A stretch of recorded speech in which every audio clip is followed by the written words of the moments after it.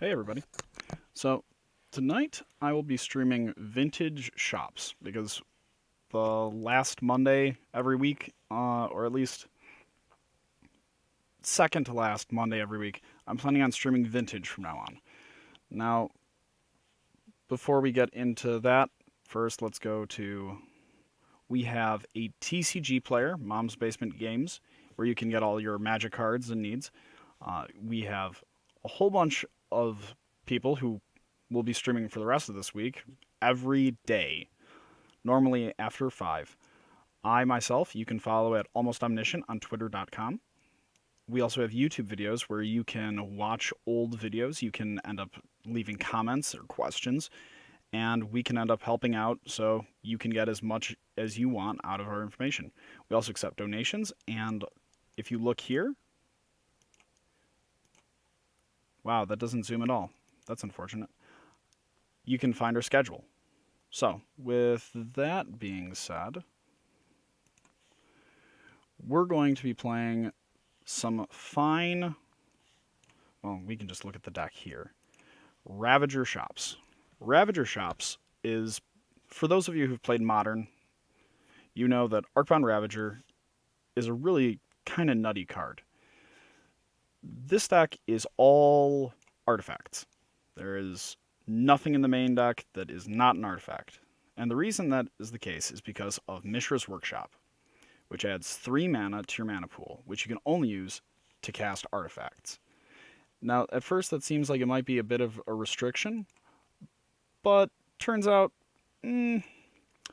doesn't actually matter a whole lot, because everything in the deck is insanely powerful, and it's all artifacts. So it acts as a repeatable Black Lotus. Now, outside of our shops, we have Ancient Tombs, because they can produce 2 mana, even though the life loss can be quite painful. We have our mana deprival plan in the form of Wastelands and Strip Mines, which complement our Sphere of Resistances and Thorn of Amethyst, which makes other spells opponents play cost more. Actually, they just make spells cost more. So normally something like a Black Lotus can be made to cost 3 from a Trinisphere. That's really good. Now, this is a very aggressive deck. You pretty much are just trying to run out creatures and just beat your opponent's face into the ground. Out of the sideboard, we actually have a lot of different game plans. We have ley lines, which end up preventing us from losing to different targeting effects. Now, that brings us to the natural predator of a deck that gets to run 5 Black Lotuses, 4 of which they get to use every turn.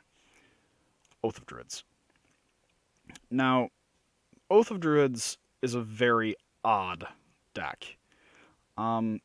It runs 4 of this enchantment that, at the beginning of each player's upkeep, if that player chooses another player who controls more creatures, and then reveals cards from the top of their deck until they reveal a creature. They put that into play, and everything else into the graveyard.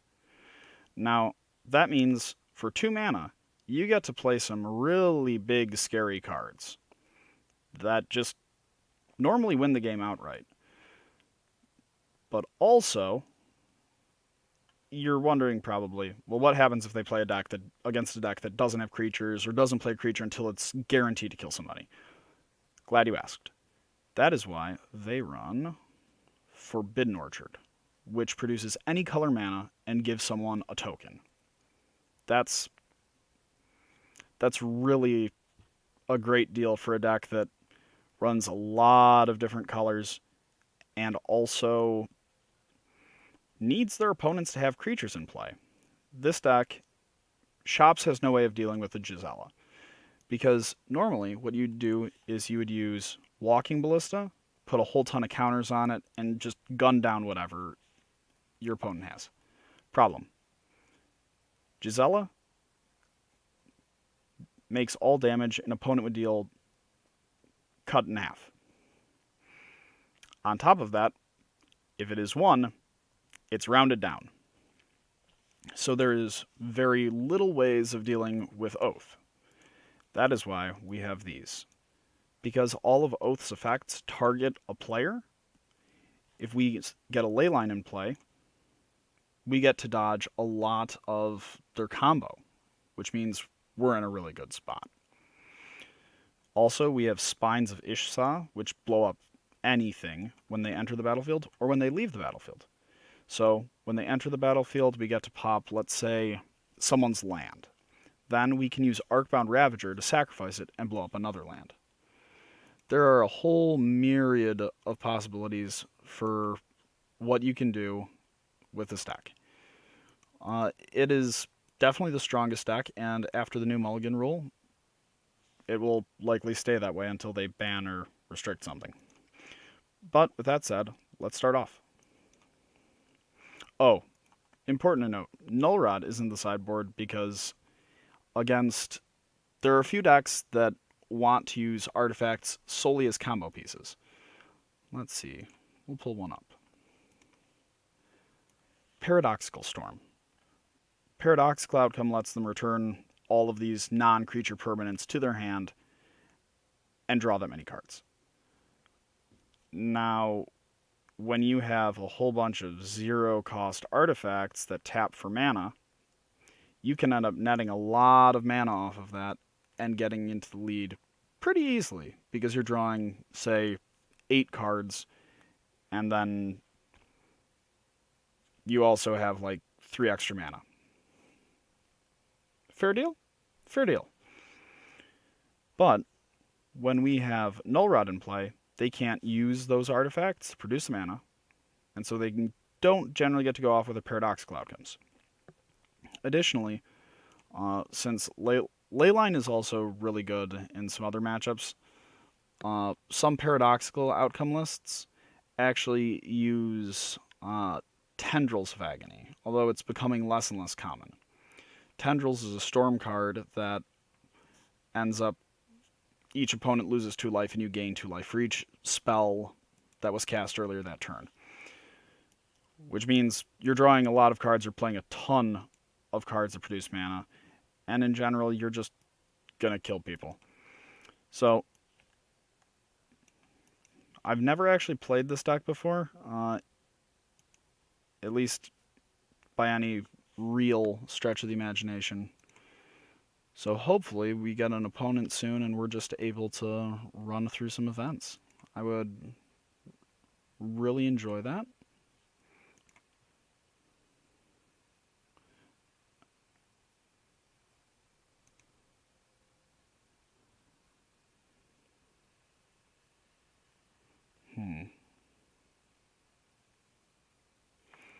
Yeah, I'm trying to find some more lists that are relevant. But really, I'm just excited for War of the Spark. There are a lot of cards in it that, because I mostly do Legacy, Vintage, and Modern, I'm not invested in Standard emotionally or monetarily. I have a lot of Standard cards because I have shocks. But since we're streaming Vintage right now, we'll just go through what cards I think could make an impact in Vintage. So, the first and most obvious, well, okay, there are actually a few, but I'm going to save what I think is the best for last. Where is the other one? Come on. Sometimes it's hard to find what you're looking for. Okay. Was this one? No, not him.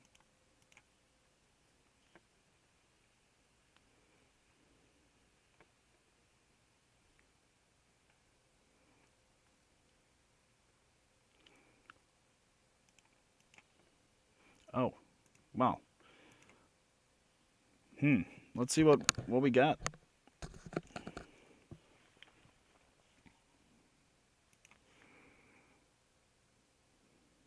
Oh no. Is this the guy whose list we were using? That'd be awkward. So let's see. We have a workshop into a sphere. So another thing is that we can, depending on how you sequence things, I think I want to keep this one.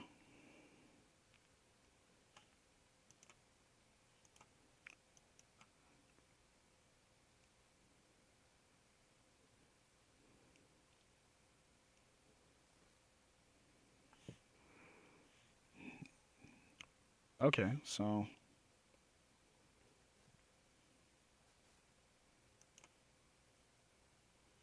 I'm going to wasteland him.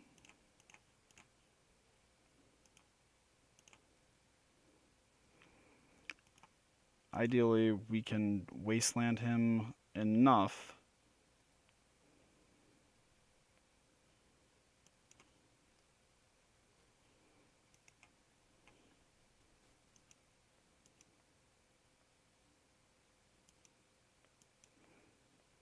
This is going to be a very interesting match. And yeah, they are... We'll destroy Wasteland with itself. Send a message. Good news is, I don't see this taking an obscenely long time.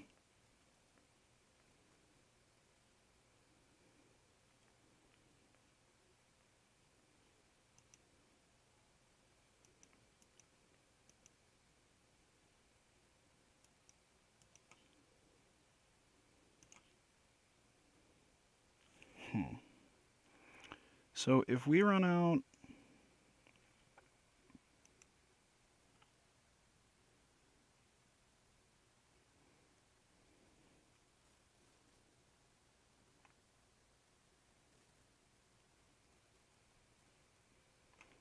That's making these cost a lot more, and that's kind of awkward.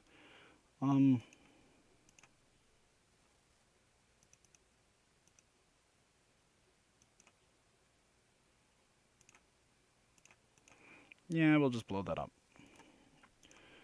The next turn, we can run out a Foundry Expector, and then hopefully be able to start. Ooh. What are they casting? Uh-oh.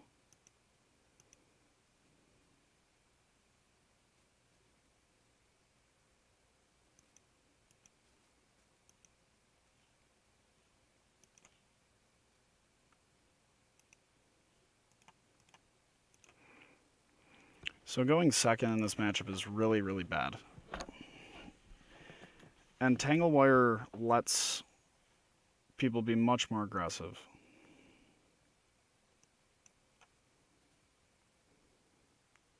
So he has to tap down 3 permanents. He's going to probably tap down that, the sphere, and the... Oh, he's tapping down the Wasteland. Okay.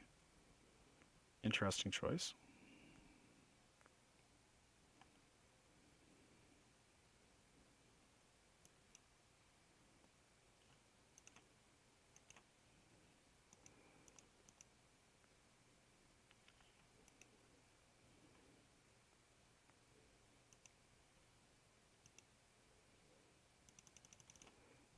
So we're going to name...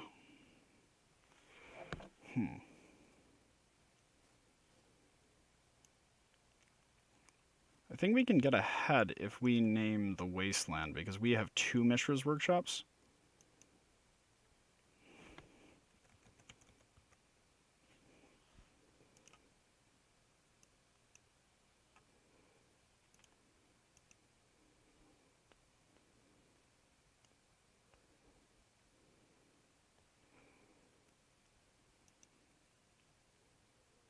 So tapping down 2 of our lands will be a Workshop and an Ancient Tomb.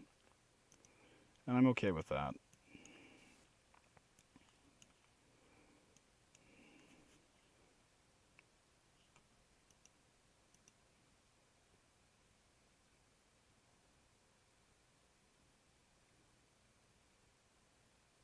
So he can get Foundry Inspector out.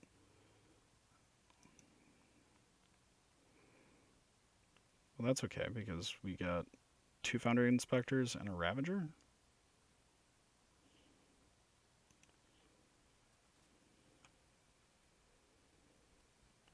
So inspector for 4, inspector for 3.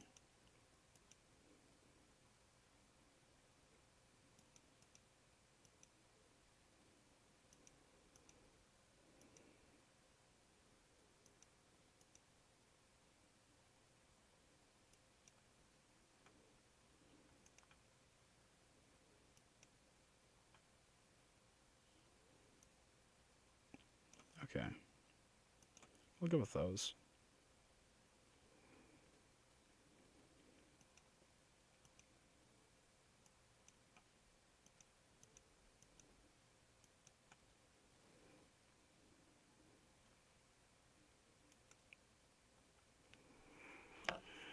Okay, so we get out another foundry inspector.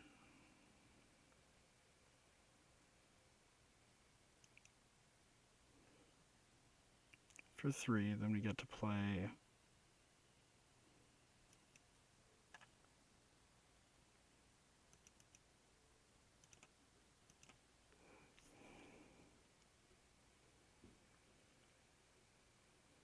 a Ravager for 1.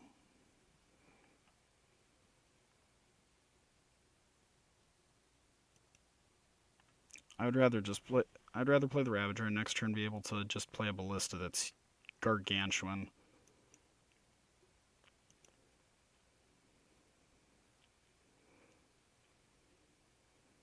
Because we get 6. So that's 4.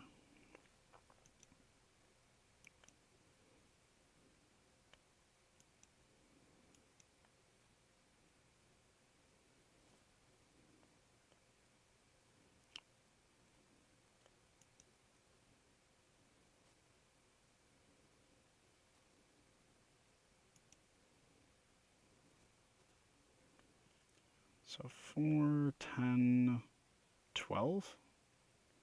That's going to be a pretty beefy Ballista.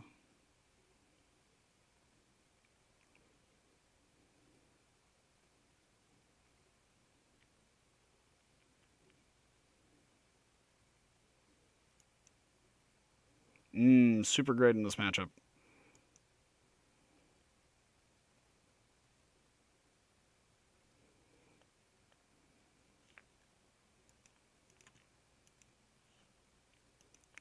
Okay.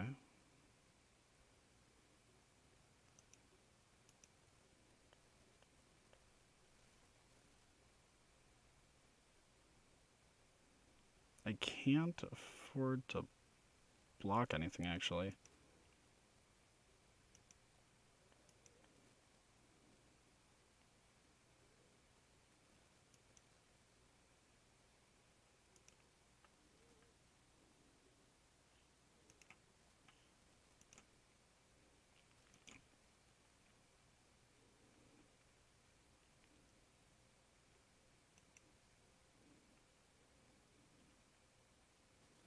So, let's see. If I play the sphere for... Oh, there's no sphere. So...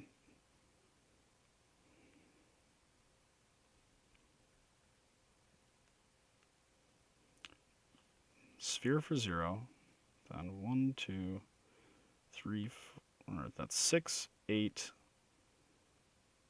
9, 14... But then there's the 1. Huh. Very interesting.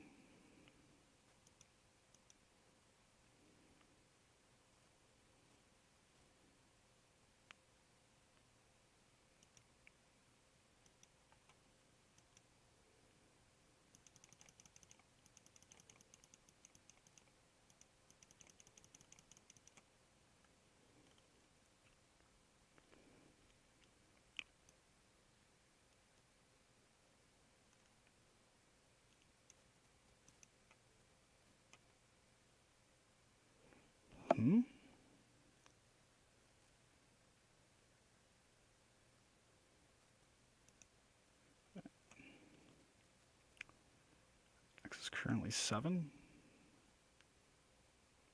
Yeah, that's... I want a very big walking ballista.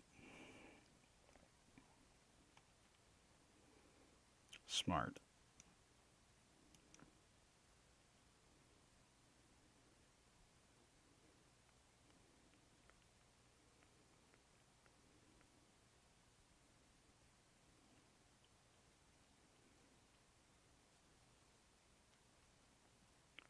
This is a really big walking ballista.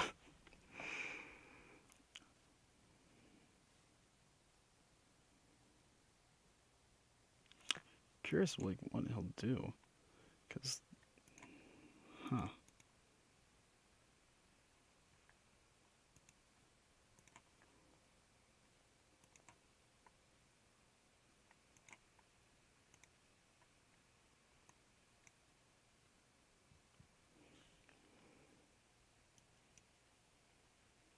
Okay, so he's going to be trying to make just a really big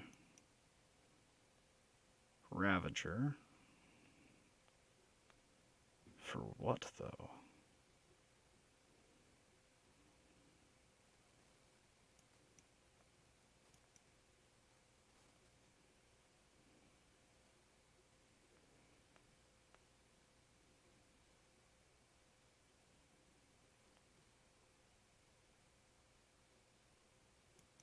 Okay.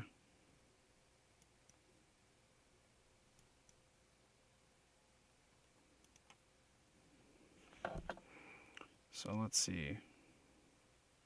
Sack this to Ravager. Animate, sack that.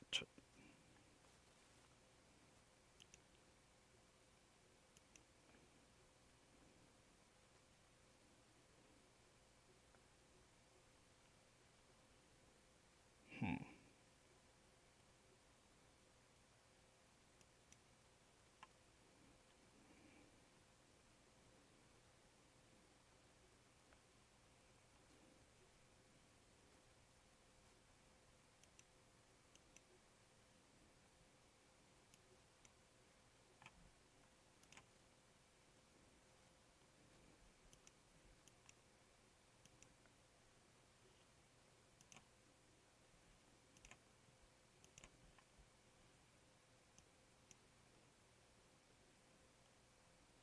Yep.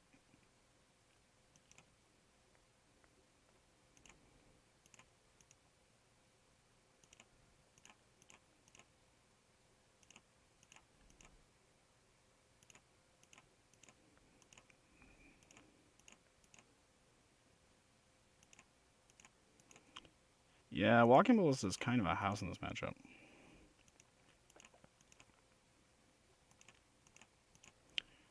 Hooray!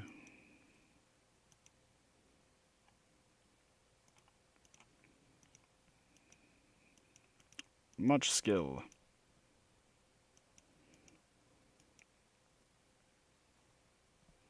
Yeah, this deck is dumb. This deck is so... Everything in this format is dumb. Why do I like this format so much? Okay. Yeah, eventually I would need to get... That would need to happen.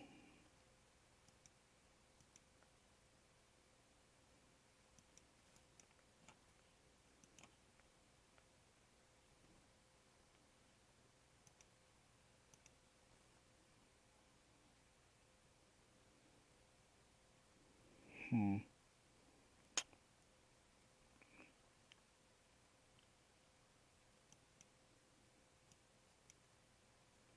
I want to attack with these guys and just force him to take a trade.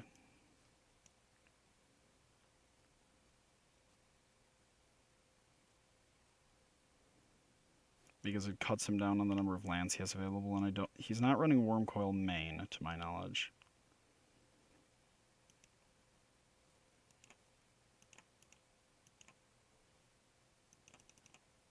I don't know...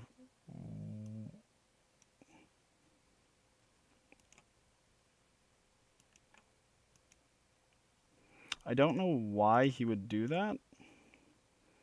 Unless he... Oh, he just wanted me to get rid of... wanted me to lose the ballista, but I suppose that makes sense. He offered a trade that's much better for him.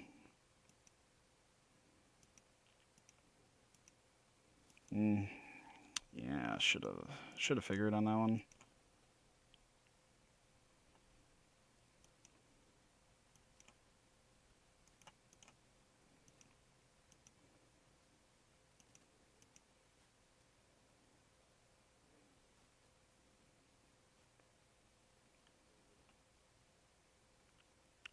So in all of shops, what's the one card that gets him out here? Ballista for 3.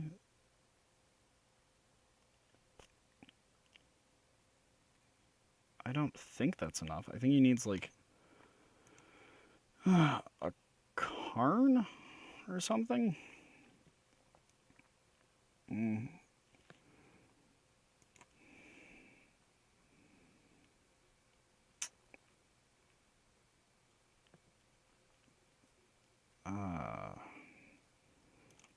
Well, we'll just name Walking Ballista. Because it's the one way he wouldn't die this turn, I guess. Okay, now, how to sideboard for this matchup. Worm coil engines are great. Null rods, great. Well, going second, null rods seems pretty bad, actually. Spines seem really good.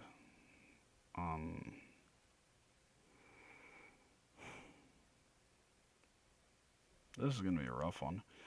I don't think we need as many...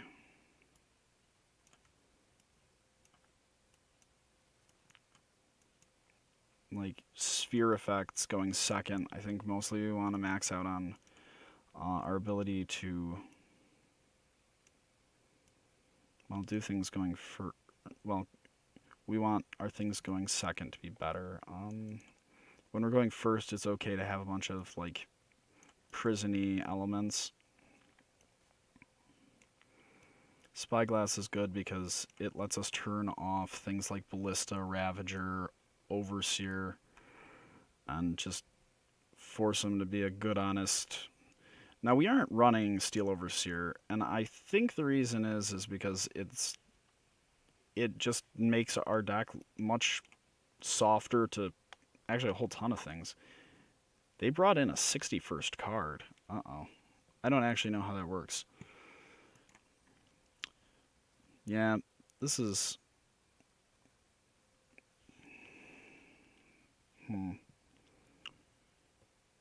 I think we have to keep this because there's a...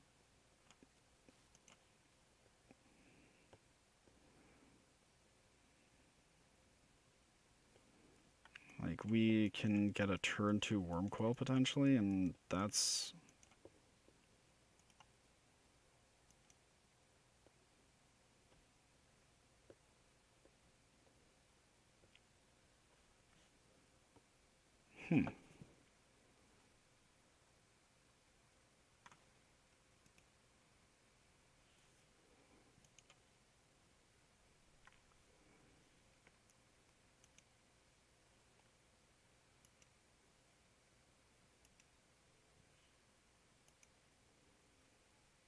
So let's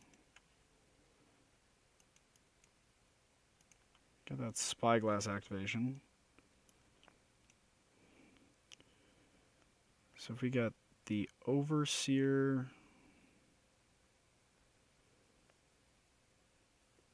you can get an Overseer and a Ravager?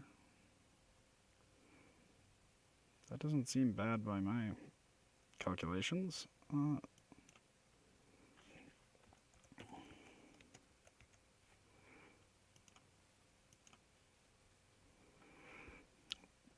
I'm trying to decide if I would rather have the Revoker out there because, or a Spyglass. The Spyglass is much more resilient.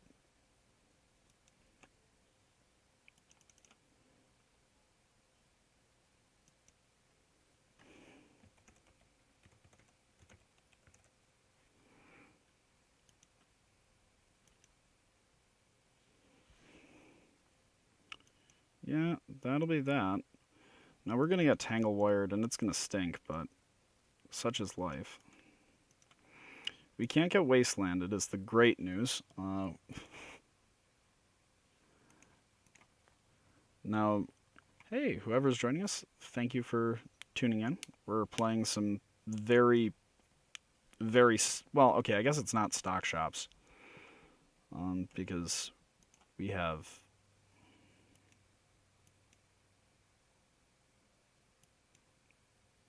So we know about Overseer.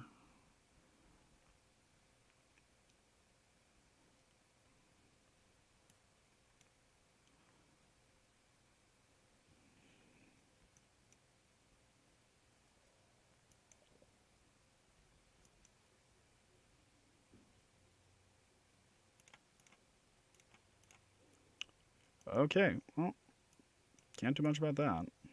Um, hmm. What we can do is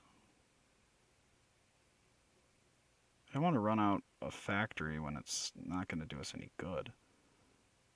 Um,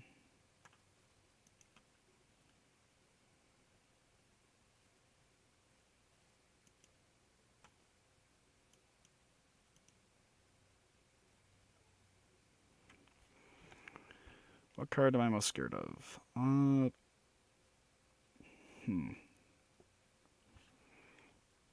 Post board, do they have...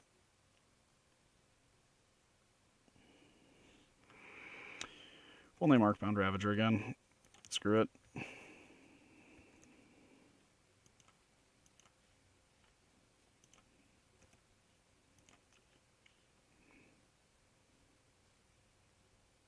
Next turn we get to play a Worm Coil Engine, I think. 1, 2, 3. Yeah, we get a Worm Coil Engine, and that's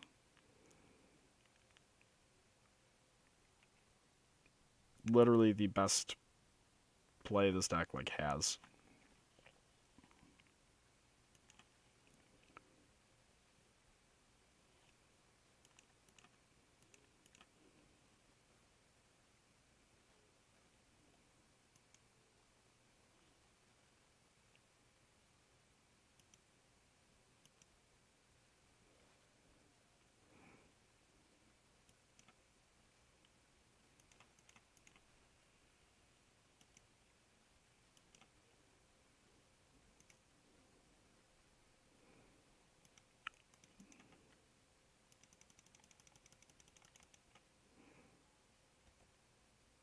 Okay, well, that's that.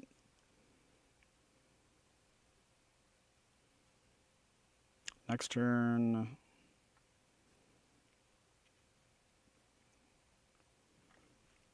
I don't think we can lose this one, because next turn we're getting to run out a Ballista ping that get our Soul Ring live again.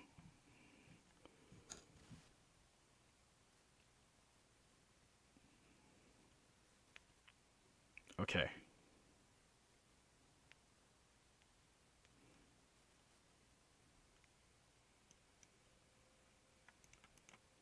I will tap down these artifacts that don't actually do anything.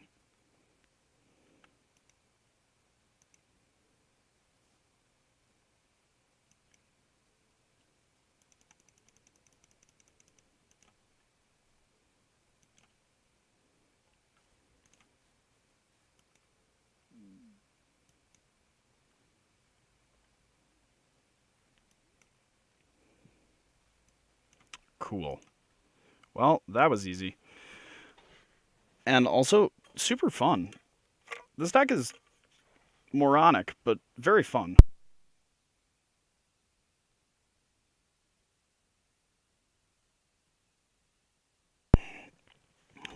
But yeah, so I'm going to continue pulling up cards that I think are going to be real cool. Actually, I'll pull that up in a different window because I don't want to spoil it for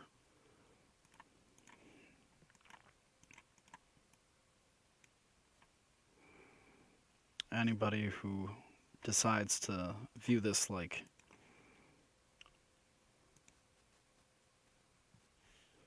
yes, I would like to play first. So that's turn 1.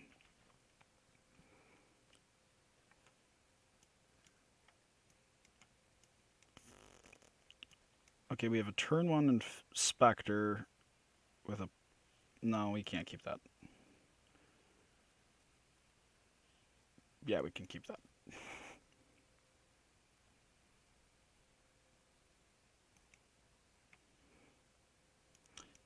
The fact that this card isn't even legendary is actually a crime. Um,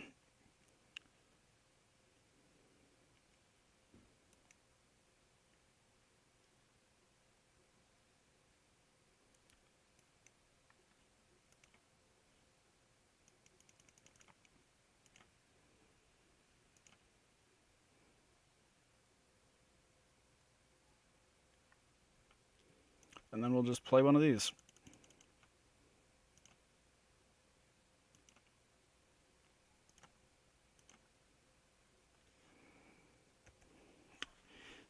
Gosh, this deck is so just much. Like, it's just a lot. Like, it is just gnarly.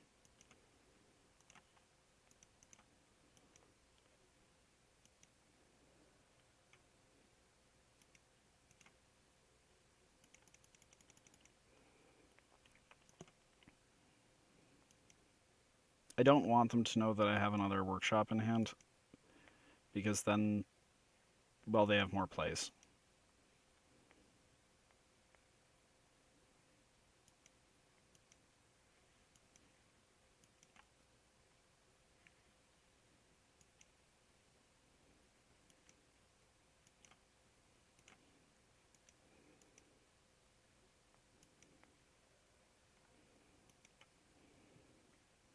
So this is going to be a 4 mana.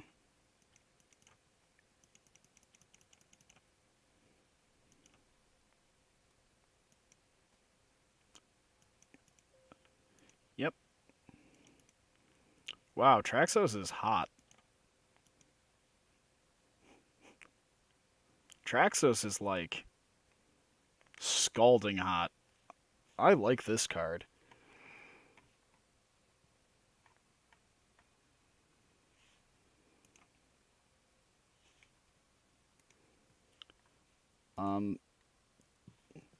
Huzzah! Thank you for tuning in. Okay, what do we side in here?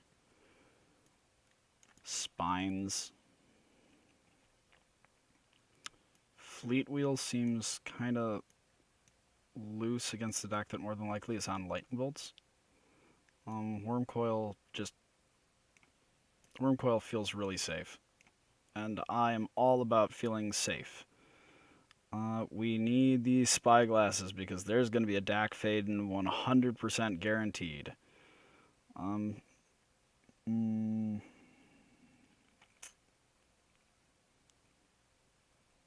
This one's tough because there's so...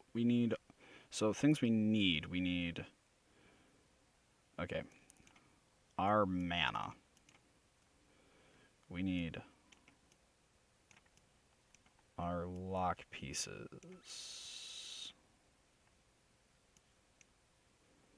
That leaves us with threats. We need removal. That's all this. So we have 2 cuts. I'm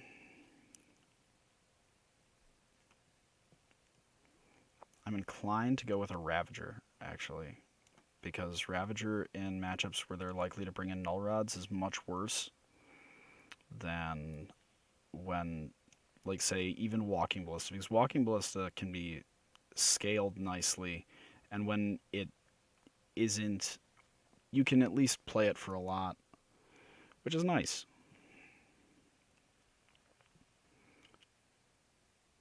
Snapkeep.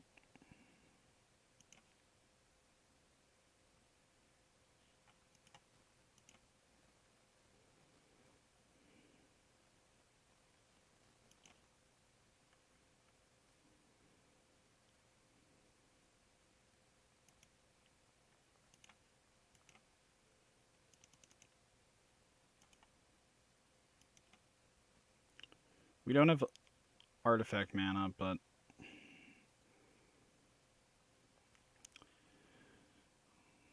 okay, so they're almost certainly looking for. Are they on Thieves? We'll know soon enough, because if they're on Thieves, they're definitely going to get rid of this sphere, like, right away. I was hoping they were going to be on Pyro, because I saw the... I didn't see... Okay.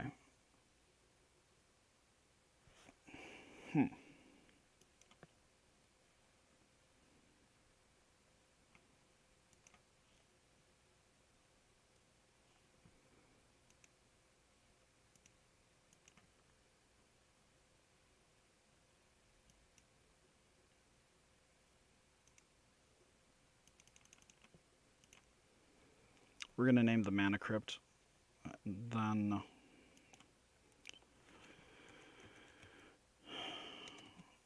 hopefully they don't have anything beyond that.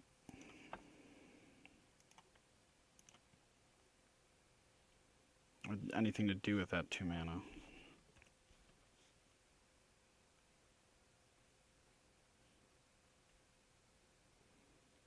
So they have 1 mana up. Okay. Here's where we get a DAC. Run out, and that'll stink. Because DAC will take Revoker, or... I don't actually know what DAC will do. Oh, shit.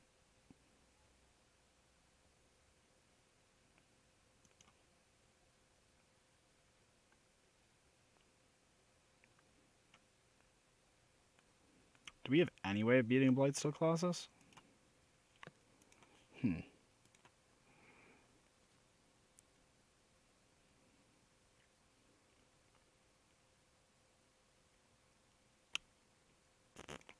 I don't think there's anything in this deck that can beat a Blightsteel Colossus.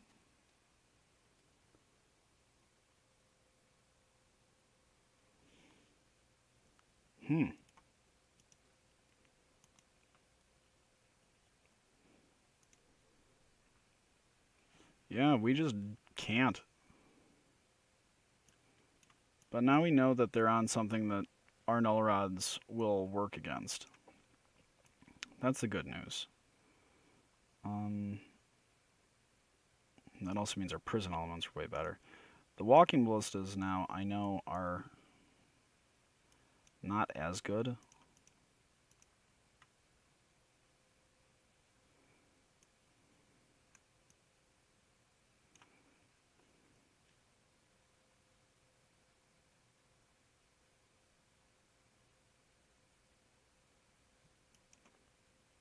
Yeah, we'll go with that.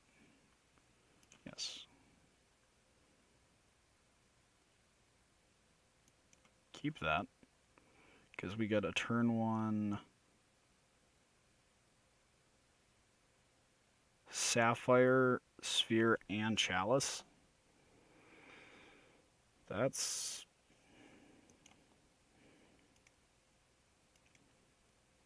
not bad at all.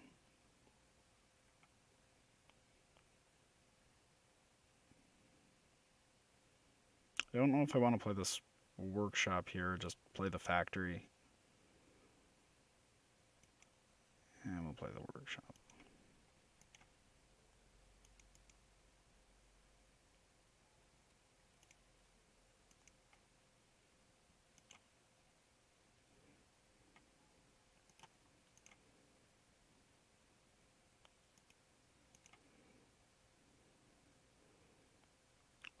So the reason we play the... damn it. I should have played something else. Okay, That's alright.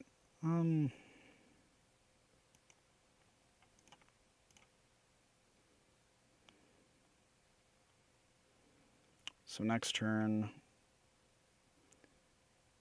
we can at least start beating in with a Mishra's Factory. It's better than nothing. Vintage is such an odd format.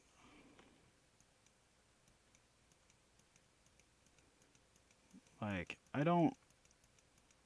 I love the people who play this format, and I love the format, and I just kind of wish it were easier to play.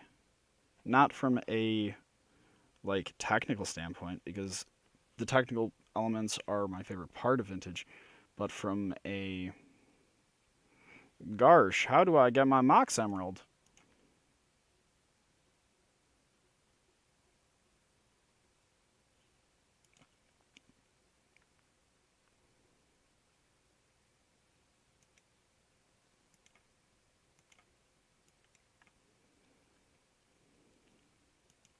Next turn, we get to run out a Spine of Ishsaw. Or no, we're one short of it.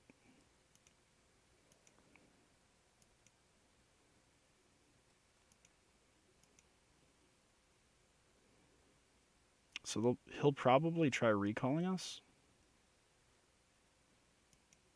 Uh-oh.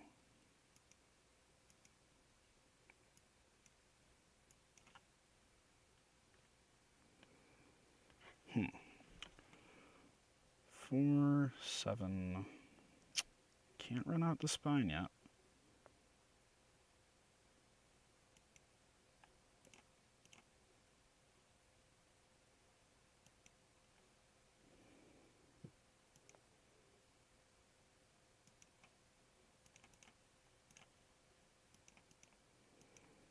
I would have liked to have seen, well, there are a number of cards I would have loved to have seen. I don't think he has another basic, so I'm hoping he's going to try playing something that's less... Uh-oh. He's got the vault key? Really?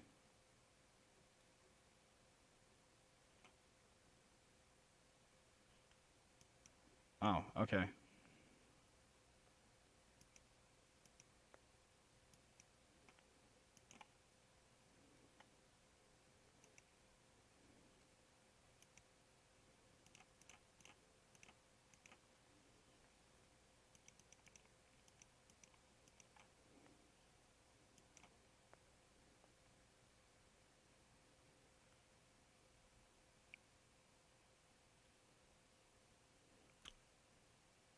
Come on, and let me top deck a Ravager, because that would be super hype. Need to be able to hit that Voltaic key,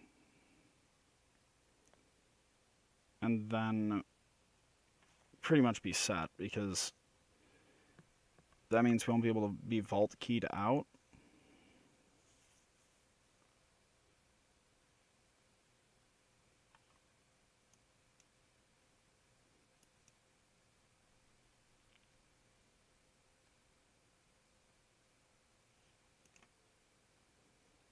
Okay.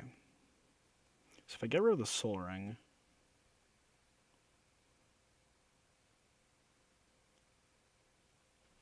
costs 3 to cast Vault.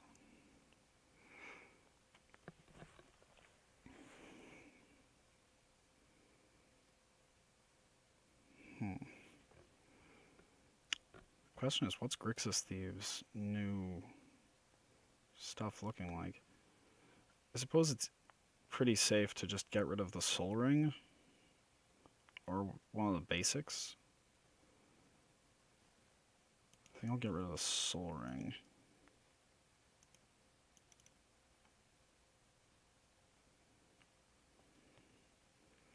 And then the next turn, I can Wasteland them off of that.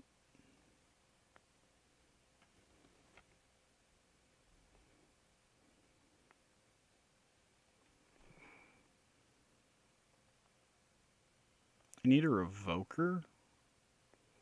I need pretty much anything that's not another land or mana source, because I've gotten so many of these games. Had I not played that stupid workshop the first turn, we would have gotten to spine him 2 turns earlier, and I don't think we could have lost.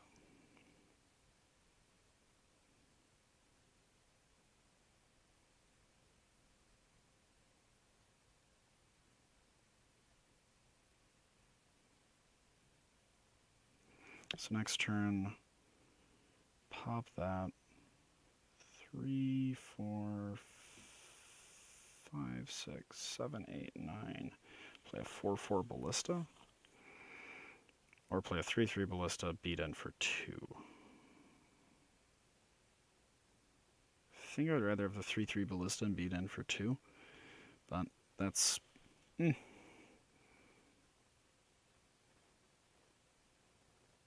Hello?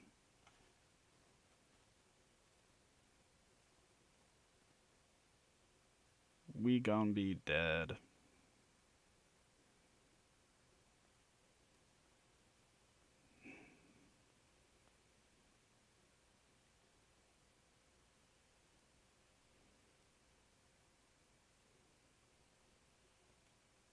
Three blue.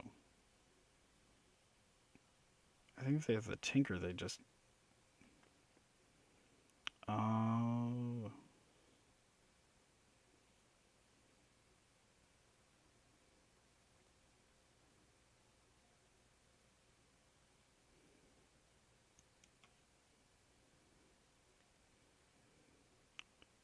Okay, that makes more sense. So let's see, what does Grixis Thieves run?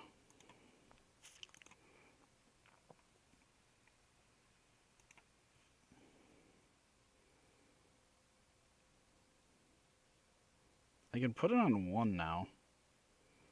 Like, I suppose that's...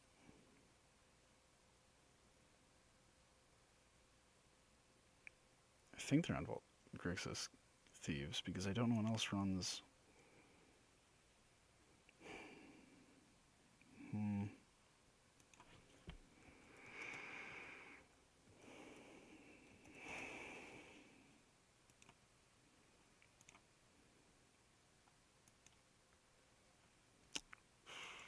So, let's see. If we play a Chalice for...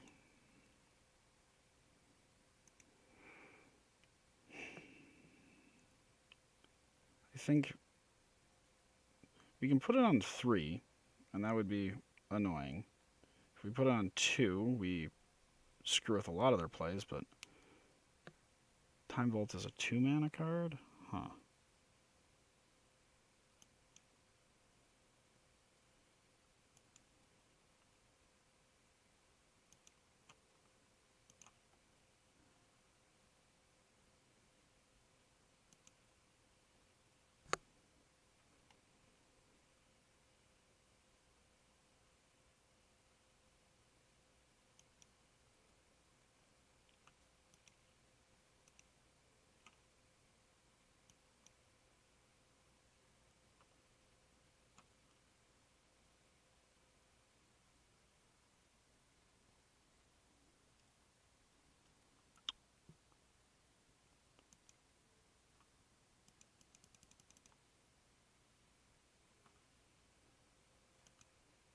Wait, why am I not? Okay. 1...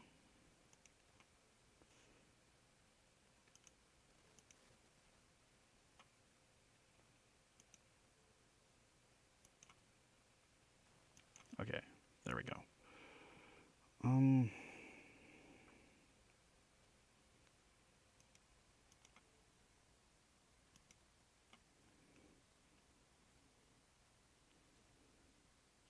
Since we can't run this out on 2.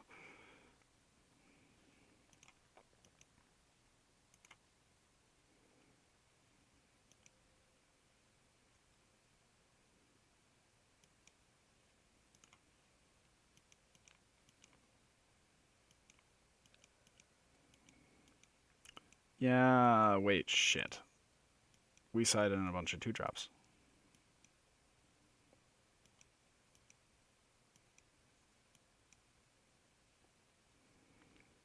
So let's see.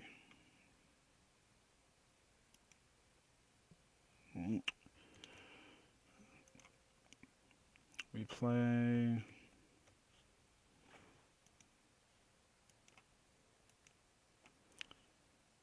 X2.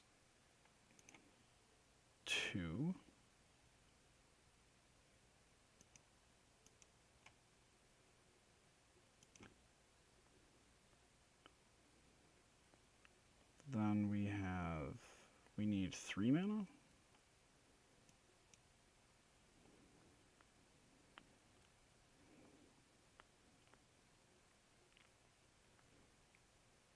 Man, sometimes vintage can be hard. Who'da thunk? Like, they're gonna have shit tons of mana, so. But on 2, they can't Snapcaster. They can't Mana Drain, Hercules.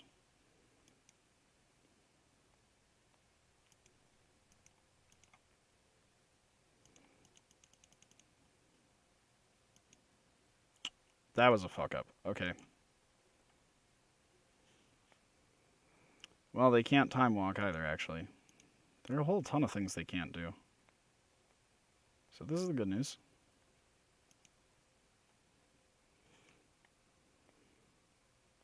Bad news is I think we did lock ourselves out more than we locked them out. Yikes. Okay, so what do we have in our sideboard?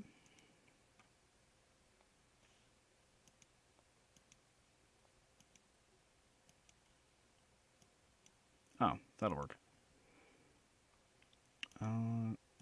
You.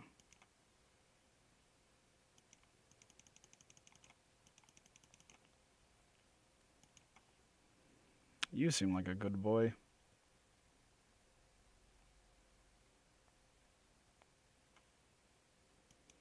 They did have their Hercules. Okay. Well,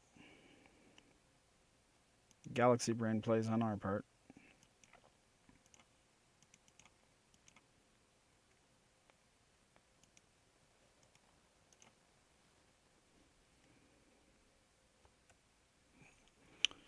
Huh. Weird times.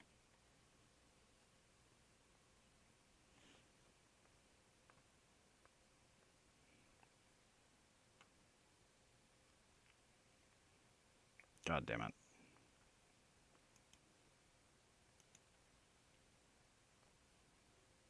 Yeah, we lose that one.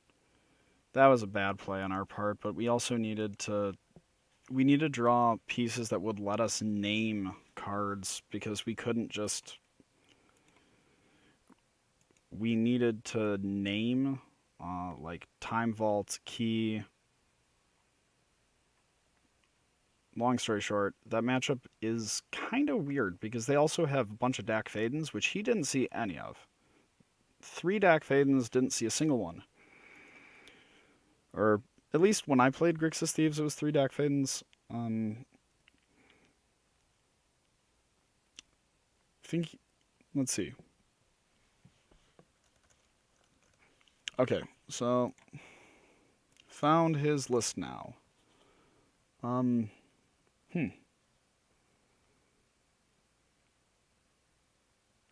Yep. Okay. Didn't sideboard super poorly. Didn't sideboard well, but didn't sideboard super poorly.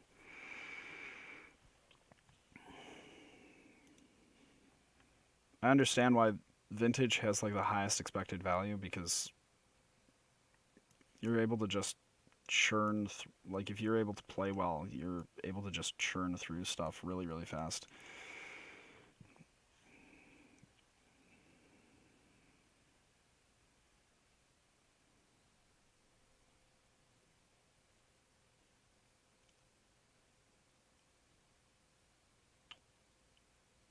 This is one of those hands that has really, really nutty starts, and I I like this kind of hand going second. Because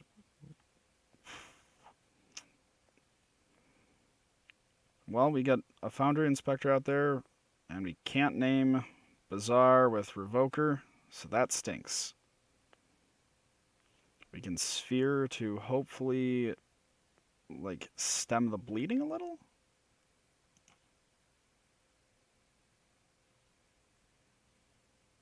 Huh.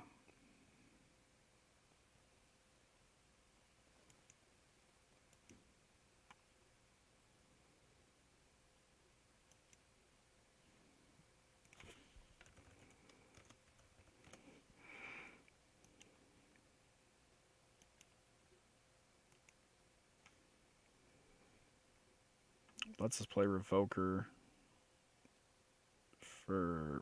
Oh, damn it. I was hoping we'd get a chance to name Street Wraith before they got to do anything with it. Okay.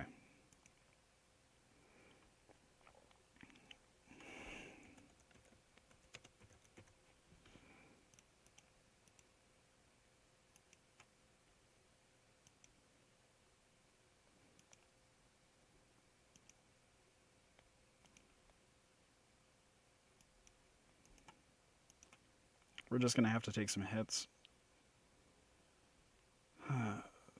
So, let's see.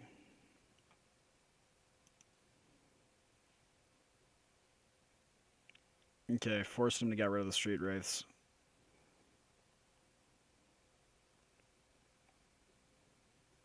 That's a start. We're taking a lot of damage, though. This Foundry Inspector is going to cost not too much. And then we can get a Ballista out there. And then we can start just pumping Ballista.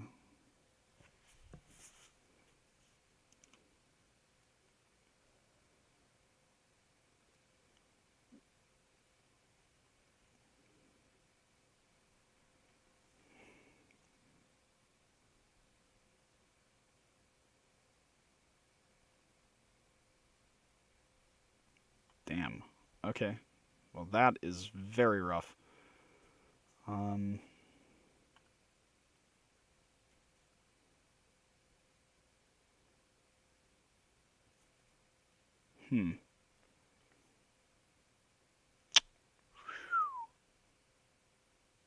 Yikes.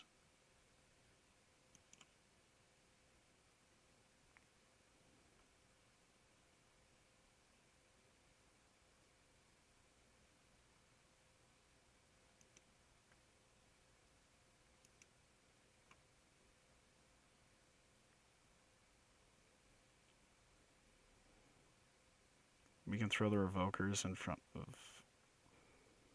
Yikes. Okay, well, I don't see us winning this one, no.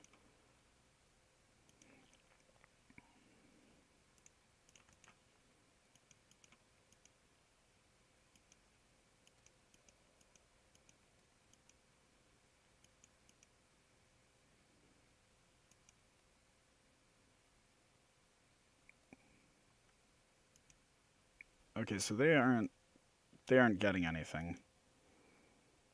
At least not that's gonna kill us.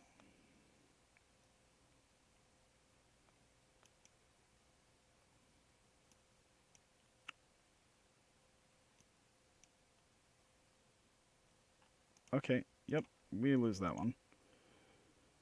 Huh. Let's see, begin sideboarding. Hello, Wormcoil. Hello, Leyline of the Void.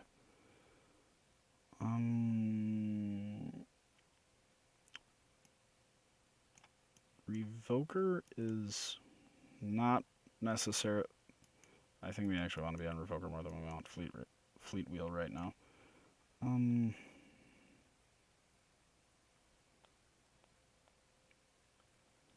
So our spheres and our prisony effects are kind of odd because they do help us out some.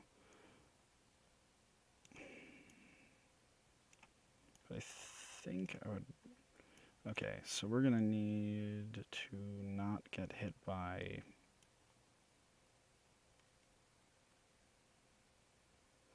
If we can stop them from reanimating things, I think we're in a decent spot.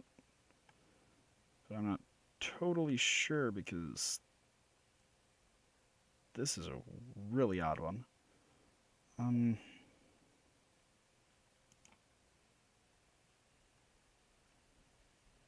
Yes. So turn one.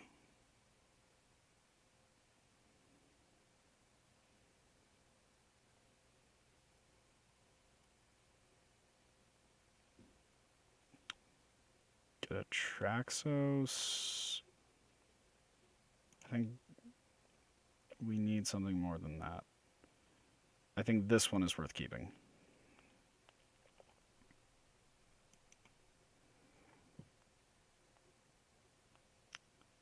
So let's see. We got a free Foundry Inspector into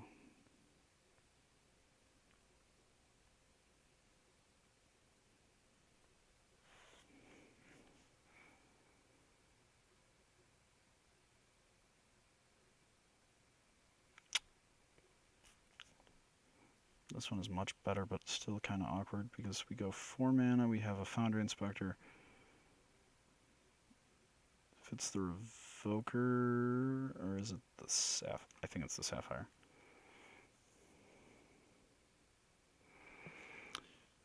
Oh.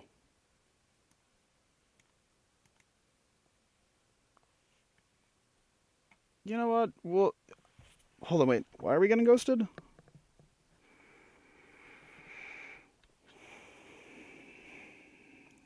I'm so confused.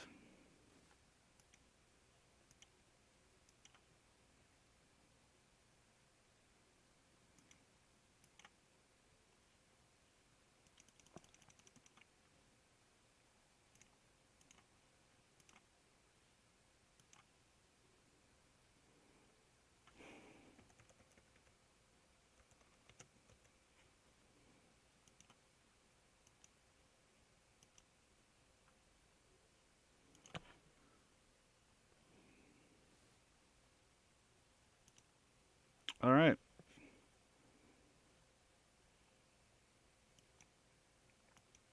Was not expecting that. Gotta admit, was not expecting a Mindbreak Trap.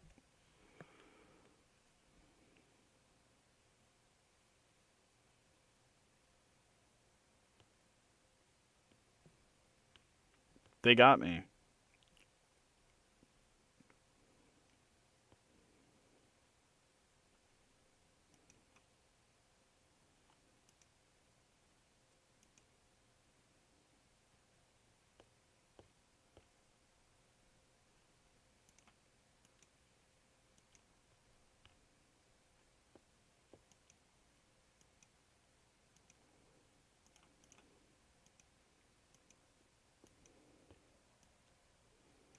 I want to save the Wasteland for when they have a Bazaar, though.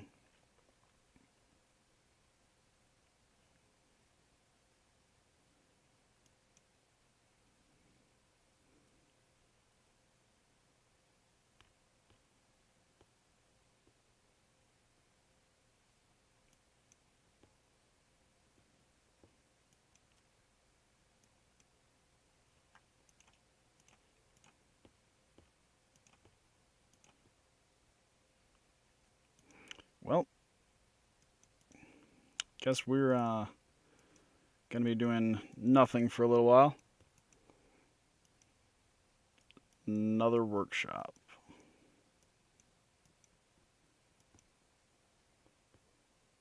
Would just be pretty spicy.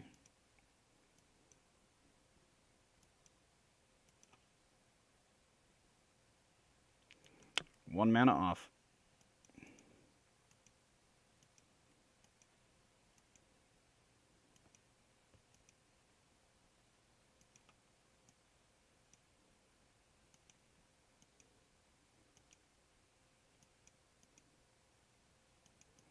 Yeah, beat my face in, my dude.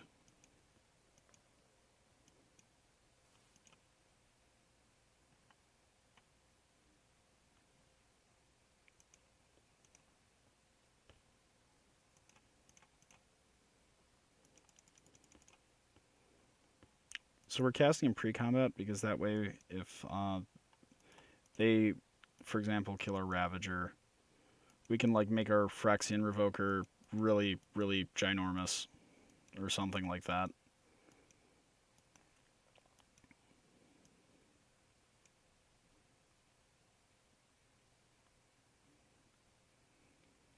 If we can get out, okay.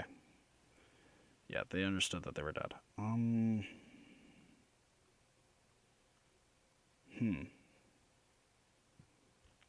This matchup is so scary. Like, do I want more Evokers, or do I want... Like, Leyline doesn't seem to do anything. Fleet Wheel doesn't feel like it does much of anything either. Spines, at least, can blow stuff up.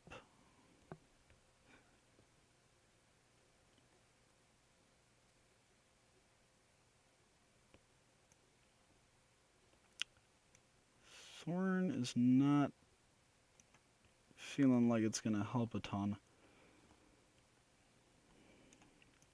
At least another Evoker is another body, I guess. We don't need this Chalice. You know, some days you're on top of the world. The next day you're playing against Dredge. Anything else? Like, if I could put a Chalice on... Well, they are on Pitch Dredge, so that is something, I guess. Yeah, we're just gonna go with this.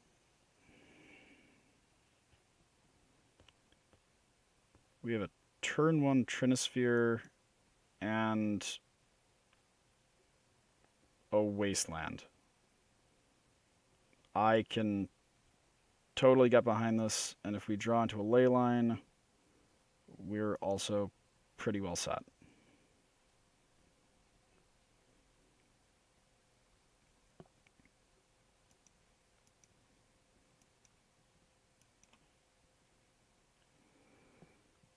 Okay, so...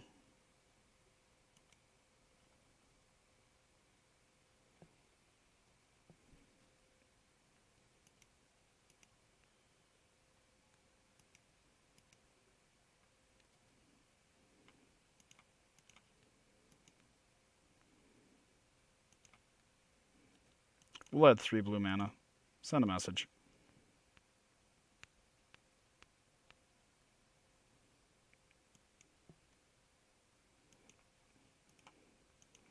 Well, had to try.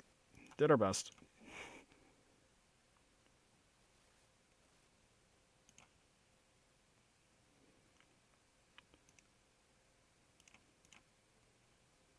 Then we get out a Ravager? Jesus Christ, this format is terrifying. Like, it was way easier because I've been playing the Survival of the Fittest deck. It was way less scary when I could just run out God knows what, like 3 Hollow Ones and a Vengevine, and go, yep, I sure did it. I showed them how to skill, loosely defined skill. My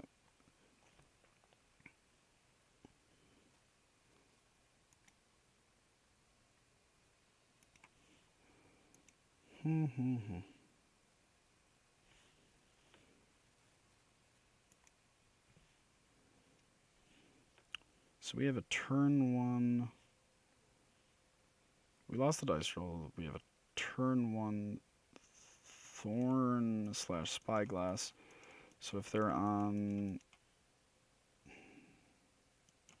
Womall, this one we can keep.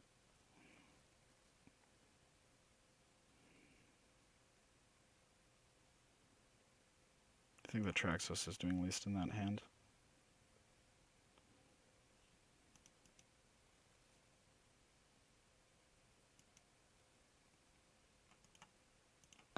Well, okay, I think we're dead.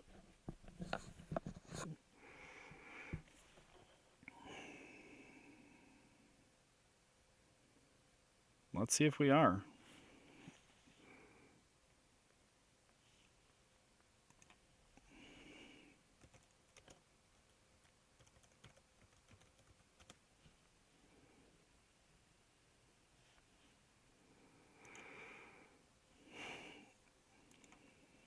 Okay. So, let's see.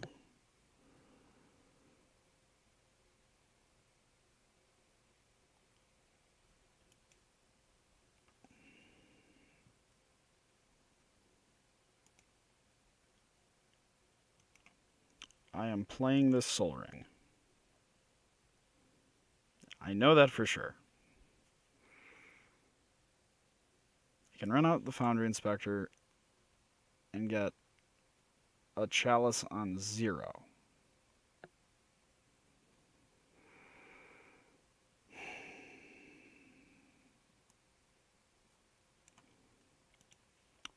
So, I guess the question is, what do we think they're on?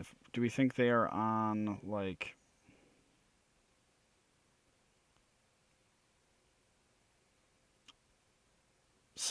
a Dark Writ Storm deck, maybe? We'll just be safe. Assume that they're, like, on Paradoxical Outcome.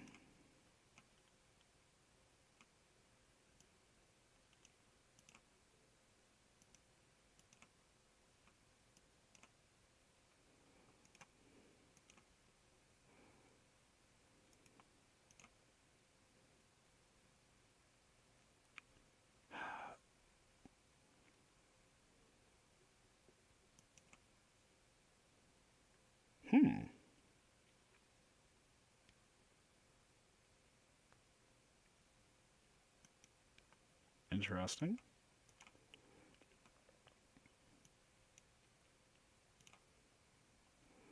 Let's get rid of your Dackland.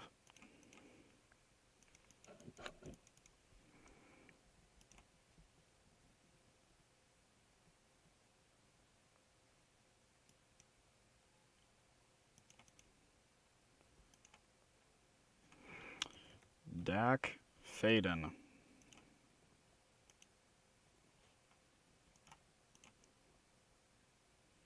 Nah, I don't really feel like attacking into that.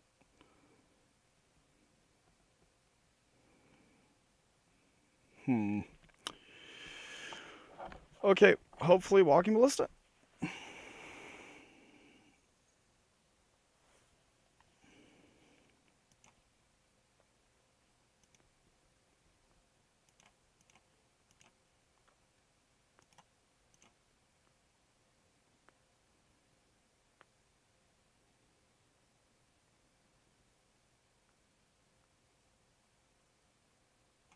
Yeah, this is weird. Let's see. Let's view our sideboard. I'm not attacking. Am I an idiot? I mean, I might be, but I have nothing I can do. So, Worm Coils seem good because Worm Coil seems good against anything with Young Pyromancer.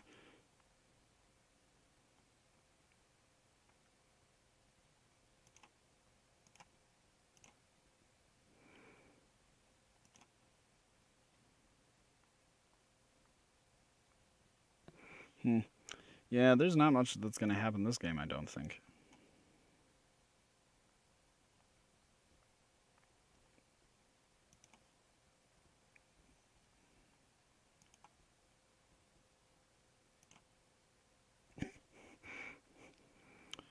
Okay, could really use some, like, lock pieces.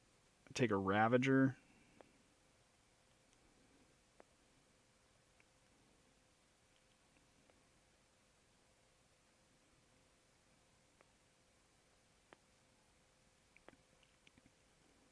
Really need a Walking Ballista now.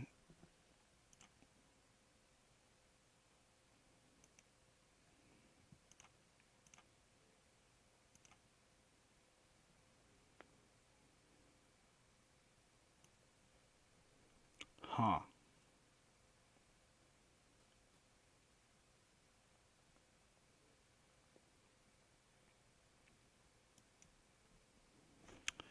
Well, we'll name Jace the Mind Sculptor.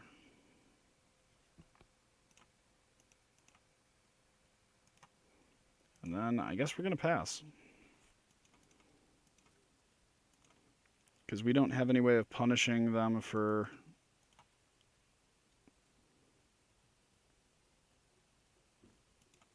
well, anything. We have no... sphere effects. We don't have a thorn or a trinisphere. Should have set that chalice to 1. Because against blue decks, chalice on 1 is normally fine.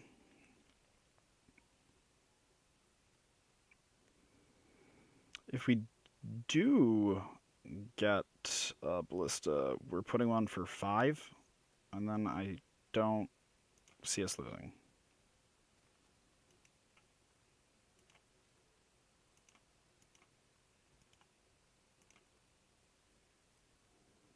Okay, so he tutored up a force.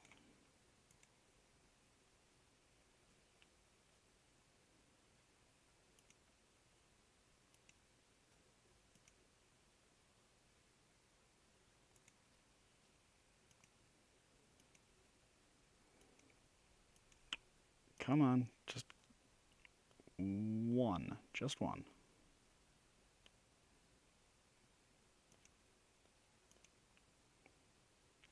That's so many tokens.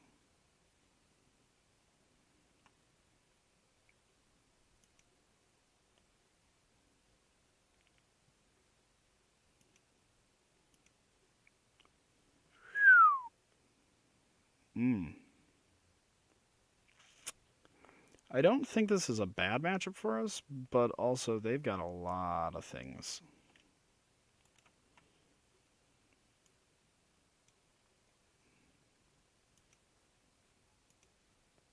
They just need to find a bolt and we're dead.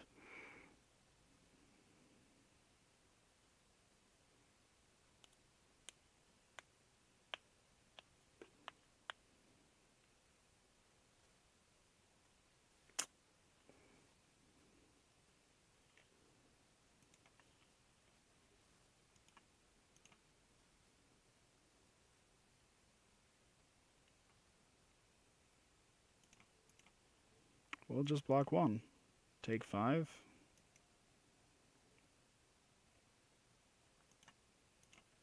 Yep, we're dead. Okay. Worm coils.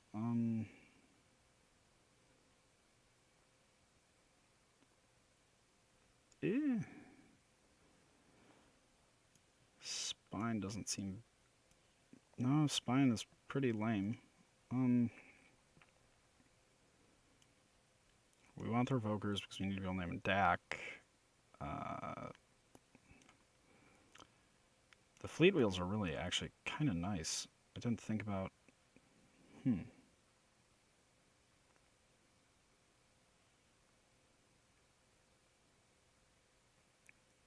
Putting the chalice on 1. Chalice on 0 isn't really super devastating for them. Well, maybe it's Traxos's. Yeah, I think it's probably Traxos. Like, Traxos is a nice...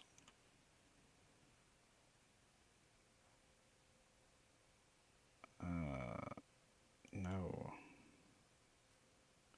Yes. Yes, yes, yes, yes. We can put him to the bottom.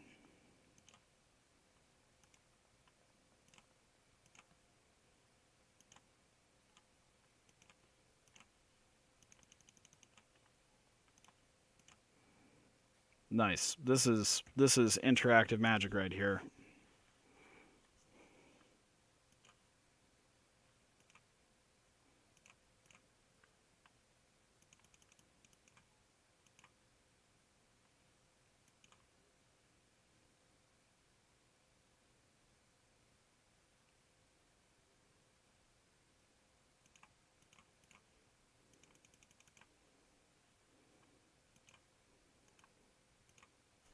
Next turn we get to run out a DAC.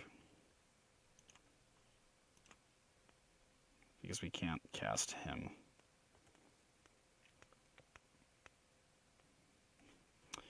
Wow, turn 1 Trinisphere, such skill.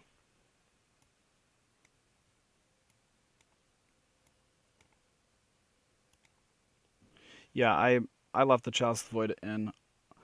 I thought about it, and then it was like, well, okay, so the Traxos feels definitely less good than the Wormcoil engine, just because Traxos is... We can't sack Traxos to get value when they target him with, like, a DAC. Whereas Wormcoil engine, we die. Yeah. I don't know if we want anything else. I think just this as it is fine.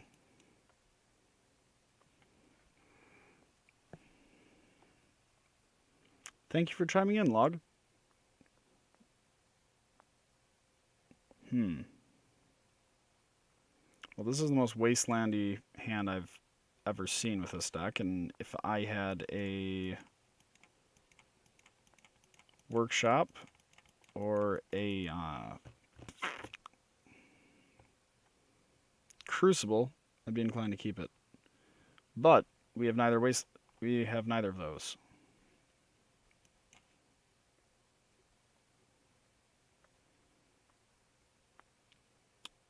This is the most greedy possible keep. Like, we have next to nothing. Keep that, I guess. I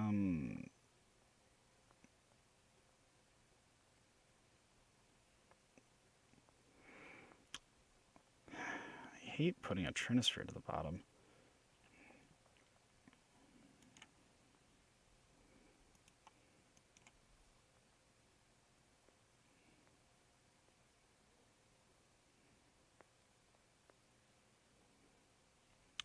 Now, an Ancient Tomb, or, well, anything that isn't that.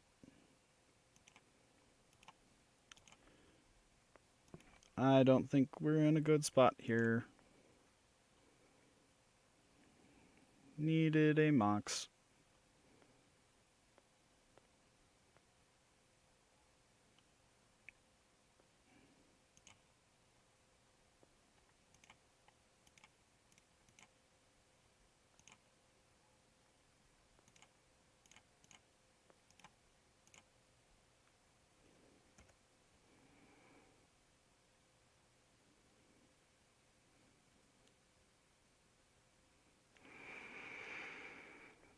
If we can get a land, ideally we could, like... that's definitely going to turn off Walking Ballistas. Oh, sweet.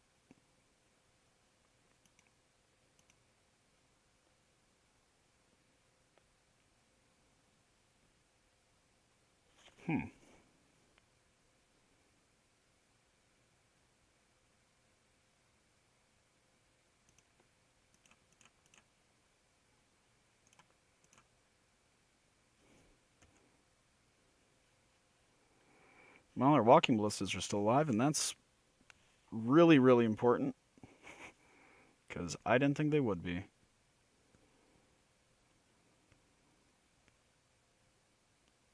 Very odd.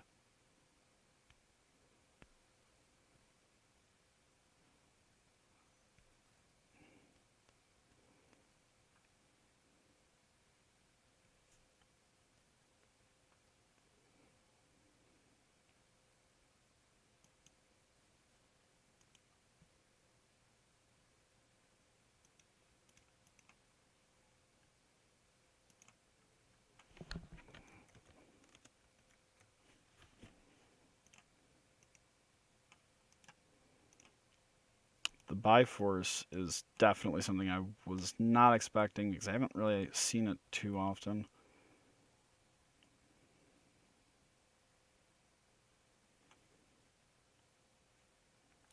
We need a workshop really bad. Like, really, really bad.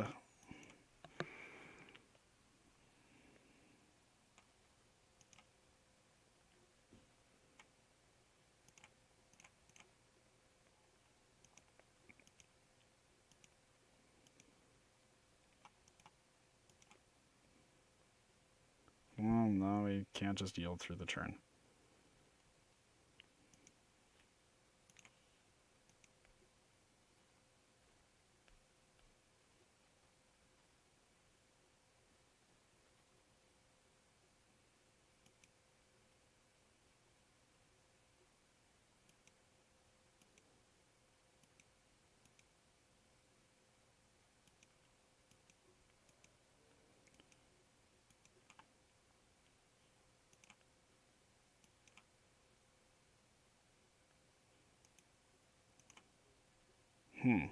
I think we lose.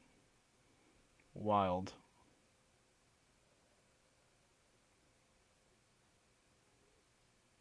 Way closer than I was thinking, actually. So, how many cards do they have in hand? One?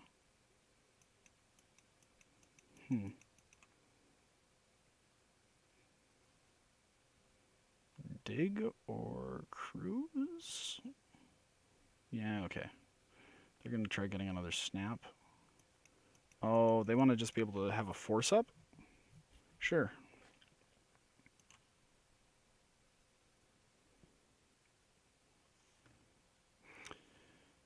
Not having any library manipulation really stinks.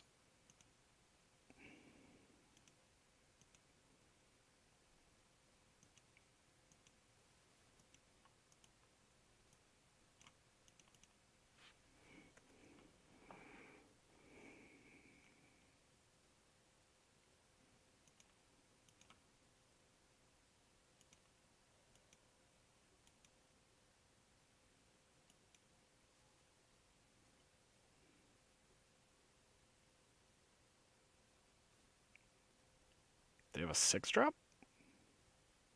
Oh, okay. It is a cruise. It's a boat.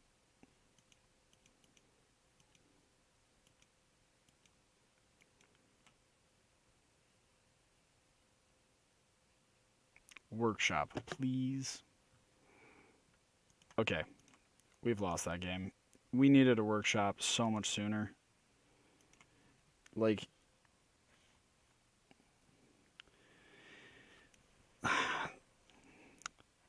really,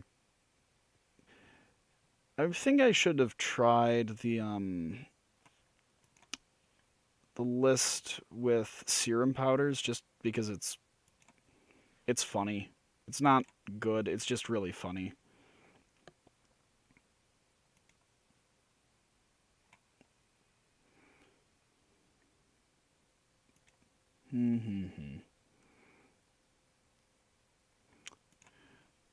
Log, what do you think of the precursor golem lists? Because I like precursor golem a lot when there's not a ton of Dax floating around, or when there's not a ton of just something that can kill a precursor golem.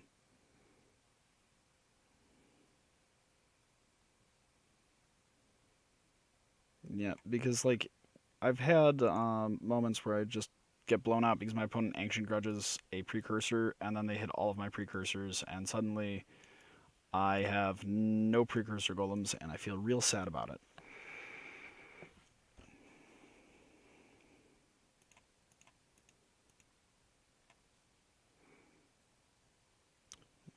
Surprised we didn't get Subterranean Tremored by the Grixis Thieves pilot. I'd been okay with that. Like, it's really cool, so... Yeah, a reasonable way of looking at how to lose is really cool. I think I might... If I win this one, I'll probably do one more league and just... Why not? The deck is a ton of fun, and it's pretty good. I don't... So a lot of Eternal decks could probably lose to some modern or standard stuff just because of the amount of just sheer beat sticks. But vintage shops, probably just one of the strongest decks ever. And really, really dumb. But why don't I play this deck more often? It's really my question.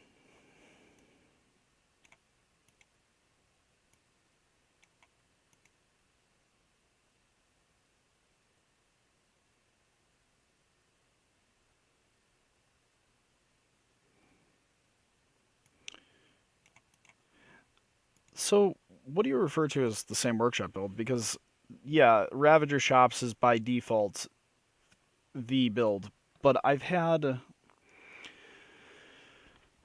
There are a lot of different variations. Like, okay, let's look at some Ravager Shops lists. Okay, so this is the one we played against. This is what we played against in the first round, where we have Tangle Wires and we have Steel Overseers. What we're playing is this list, which has Fleet Wheel Cruisers and has like Traxos. I think ultimately the core is the same. You have the same lands, literally always the same 18 lands. You have 4 Ballistas, 4 Ravagers, 4 Evokers, 4 Foundry Inspectors, your Lodestone Golem, and then your power. But what you do from there is pretty malleable.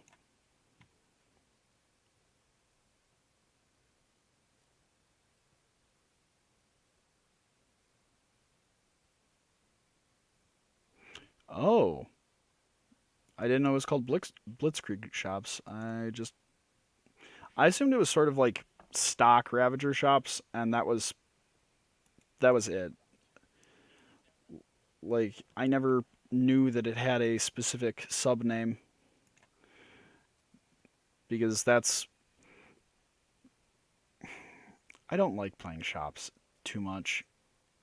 I like how powerful it always feels, but in general,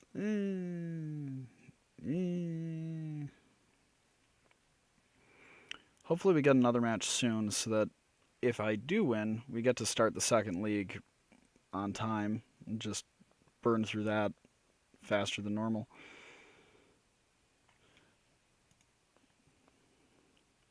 Log, do you play Vintage and Paper or just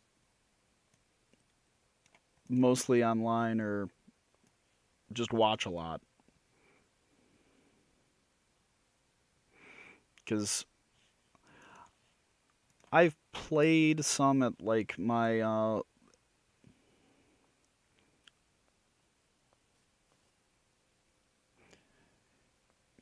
yeah, I watched that weekend. I just didn't I didn't know there was a specific sub Ravager Shops. That's all. No thanks. Um this has a lot of fast mana because we have what is our toss back? I think it's the Ravager.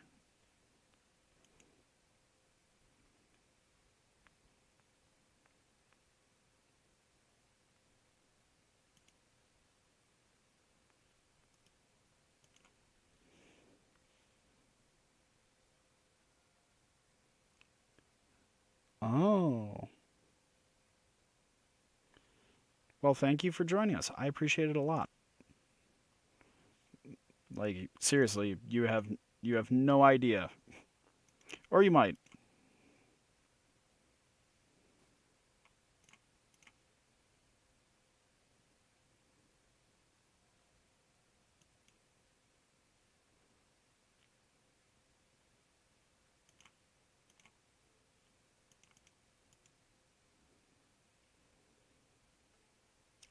Hit that Mox Ruby. What do you think of the survival lists? Because those have been just my favorite things to play.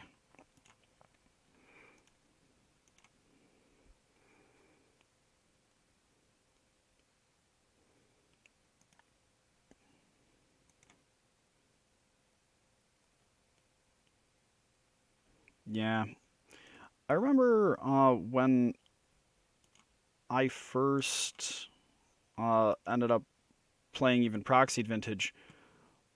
One of the guys I played against was still using like Skull Clamp, um, which means it was a while ago, and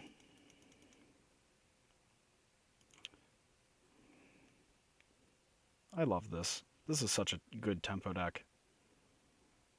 Wow, I am like the most inconsistent.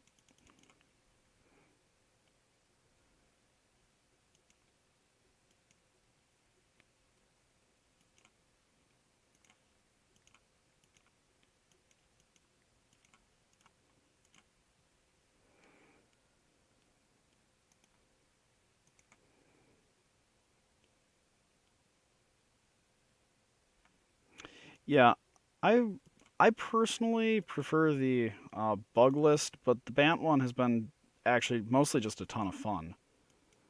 Um, is the biggest thing is just that I've enjoyed playing it more.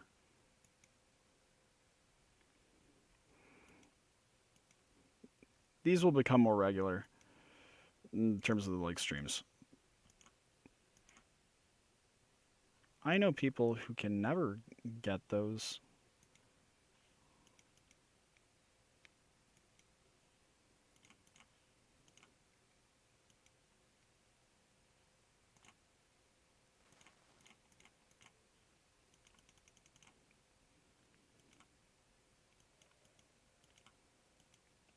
Play a fetch land, I dare you.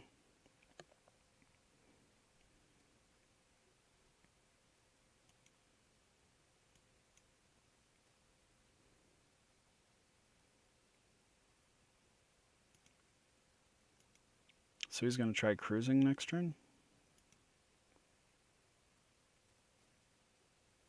Or just dig? Okay.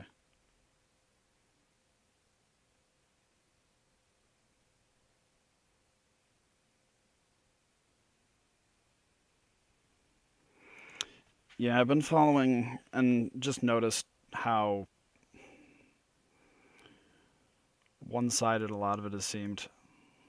I wish I had more information about what he was playing, but I. Would you bring in Spine or Wormcoil here? I'm considering bringing in the Wormcoil because instead of Traxos, but also it's sort of up in the air.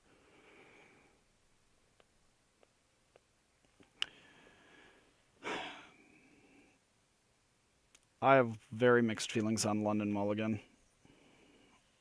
In terms of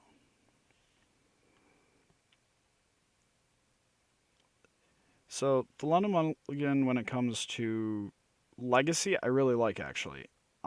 It will probably get Grizzlebrand banned, but I'm not very upset with Form of the Bargain getting banned. If we're going to be honest,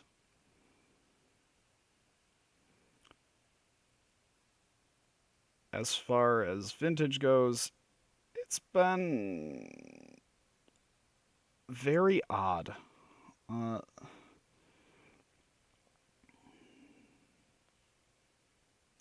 I'll keep this.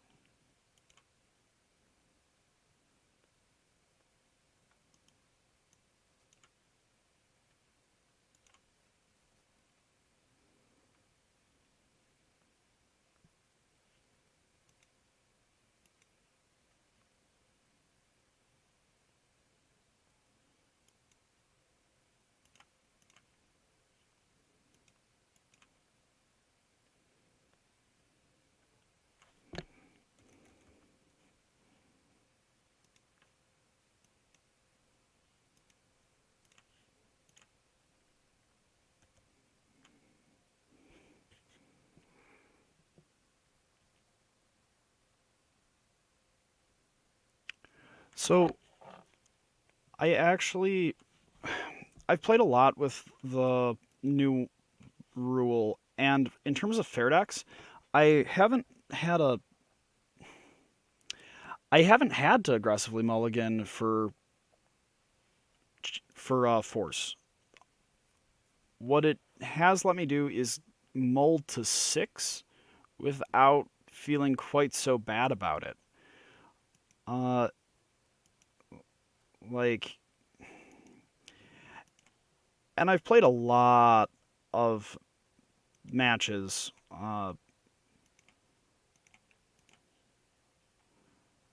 I've played a lot of matches on MTGO with the London Mulligan.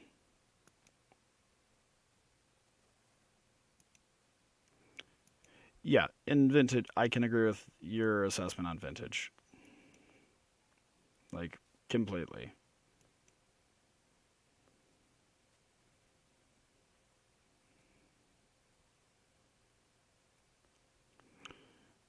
I don't know. I don't think it's as bad as people are saying, but I think it,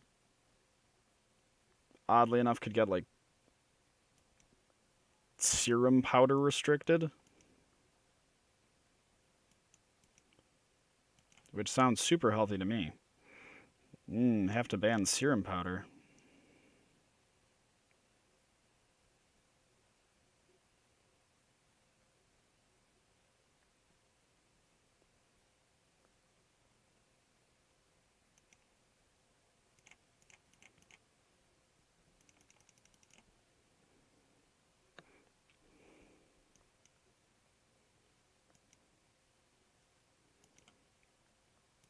Beep beep.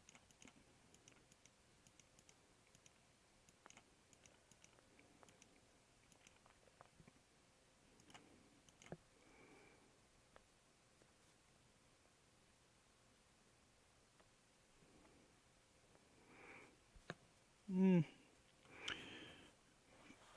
So, hmm.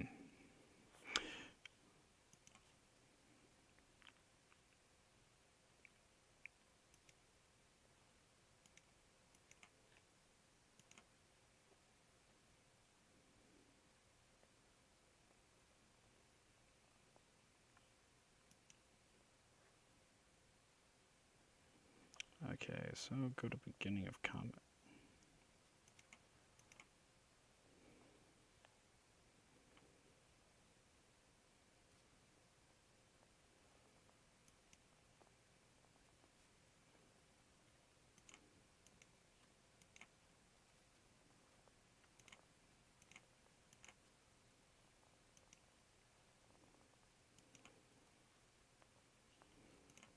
Attack. What do you have in there?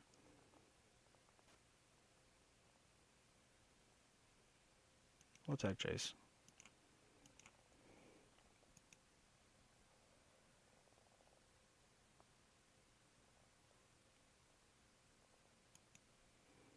Yes, I agree. So the thing is that in Modern and Legacy, it does help a lot. What I personally would like to see is for Vintage just to keep the same rule as it had, and just go from there.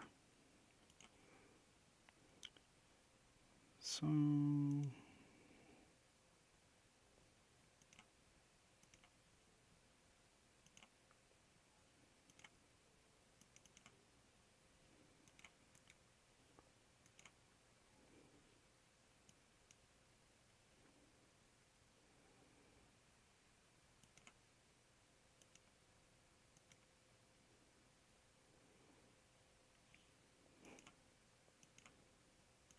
attack Jace and attack them.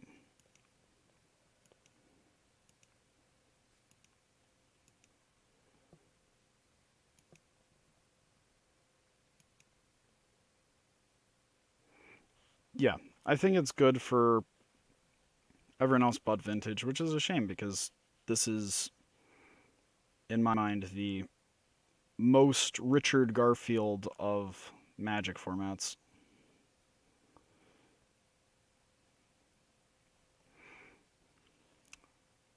Hopefully, we don't see anything too stupid happening. But so here's something interesting that I noticed while in Niagara Falls is that and it's something I realized, is that there's ways to get onto the Pro Tour from even playing Vintage.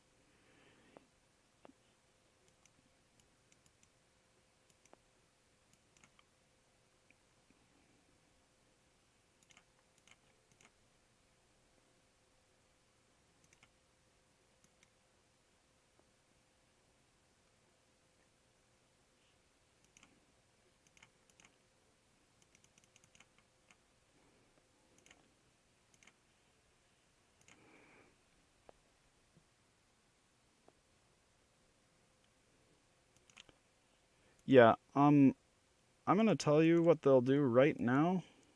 They'll restrict Serum Powder before they restrict Bazaar. Because Serum Powder is having some very odd effects in, like, Modern, thanks to the new rule.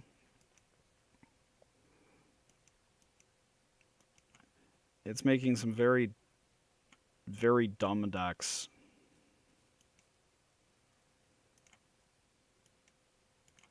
become far more playable than they should be.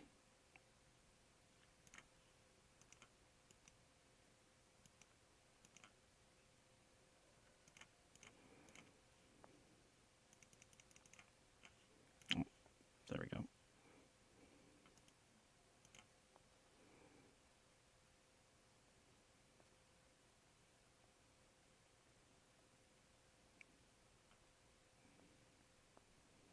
Okay, give me another Fleet Wheel.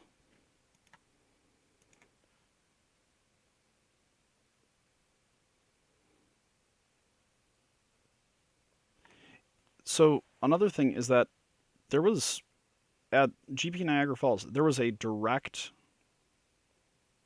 Pro Tour qualifier for Legacy. That's it. Like, just straight onto the Pro Tour from Legacy, which was surprising to say the least.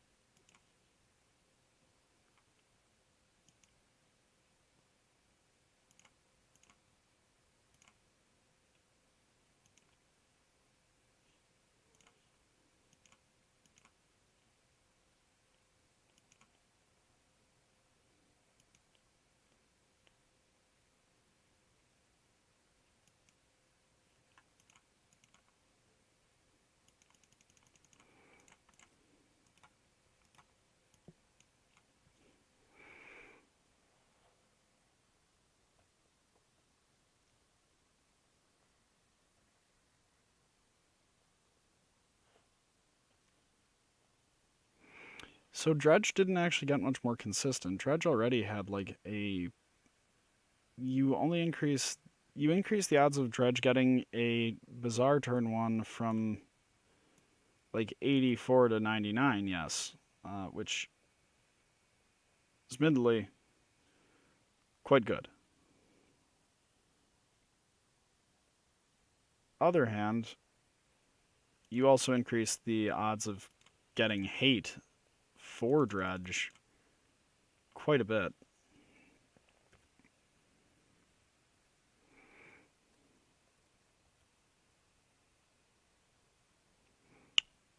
That is accurate.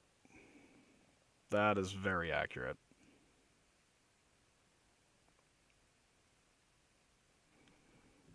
Well, we have somehow managed to lose this one.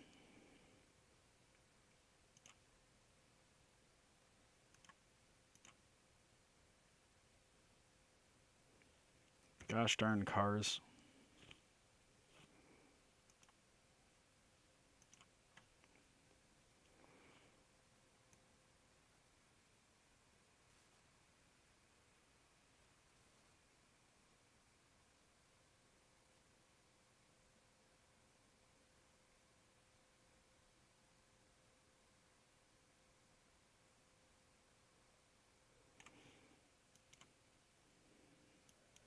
A ballista would be really good, actually. I mean, I'll settle for a Mishra's Factory. But a ballista would be quite top-notch.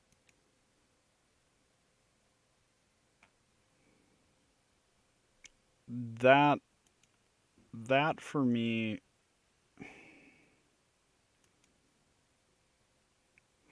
Okay, another thing. A lot of my experience lately has been very jaded by running decks that run, well, Deathrite Shaman in Vintage, and have pretty skewed results in my mind. Because I've beaten Dredge fairly consistently game 1.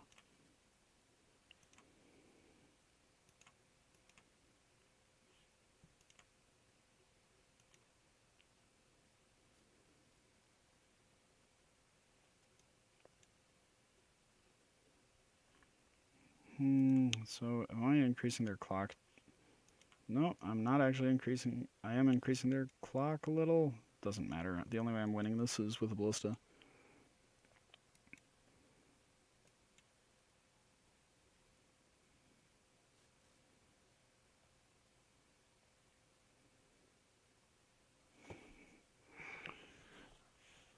So then would you say that implementing the effect just into having it just so that it works in non-vintage formats would be a good approach?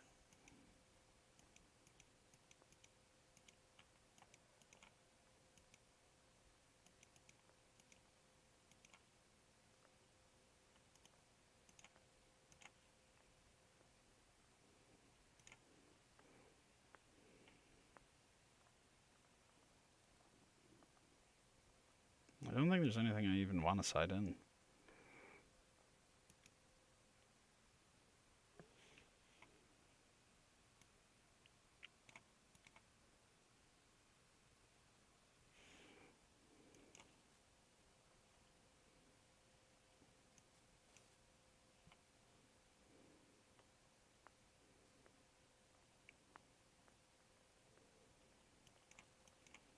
I think I want to play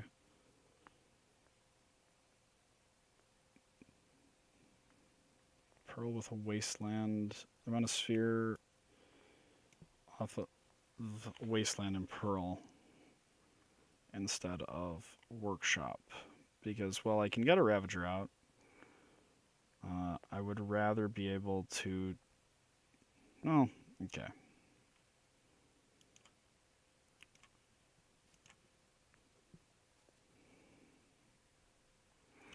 So if I run out of Workshop and play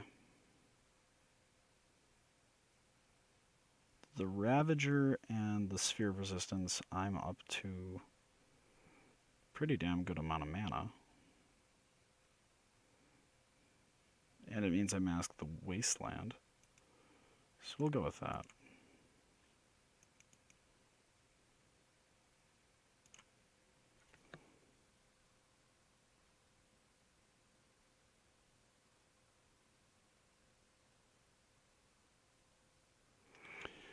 I have around 200 games since the London Mulligan was implemented. Or, well, no, it's been... No, it'd be somewhere around 150. On MTGO in Legacy since we got the London Mulligan. And I have yet to really freak out about it. The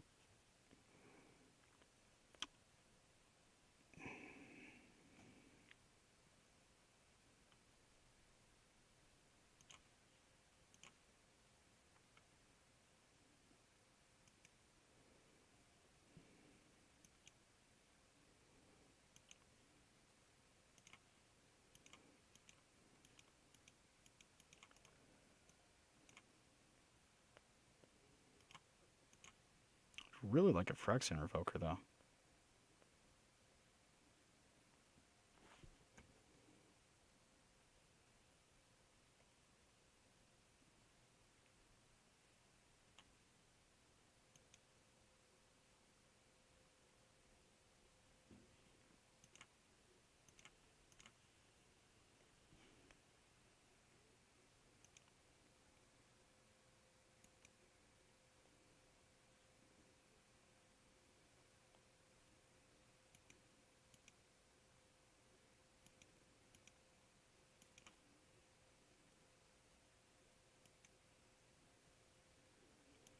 Well, that was a pretty good pithing needle.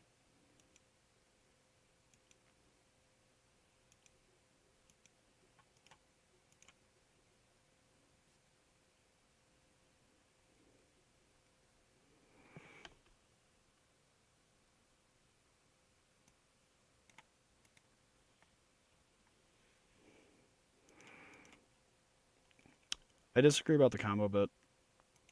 I've had very, very good results against combo decks uh, under the London Mull. I don't think it is quite as clear cut as combo gets significantly better. I suppose dredge, technically, if we will count. Uh, but in general, I've done much better against combo.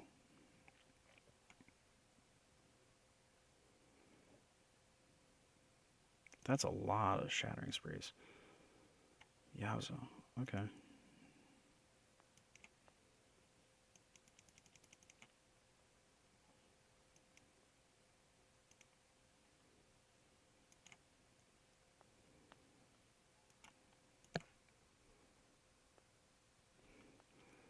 I play like pretty much exclusively fair decks, so I am being completely honest when I say it is not actually as bad as people are making it out to be. However, it is going to be very bad for this format.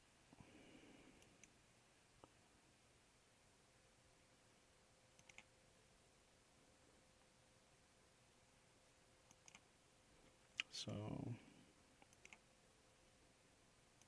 actually, wait, I can just do this. Oh, I still have to. Never mind, I have to pay for it with that. X of 1.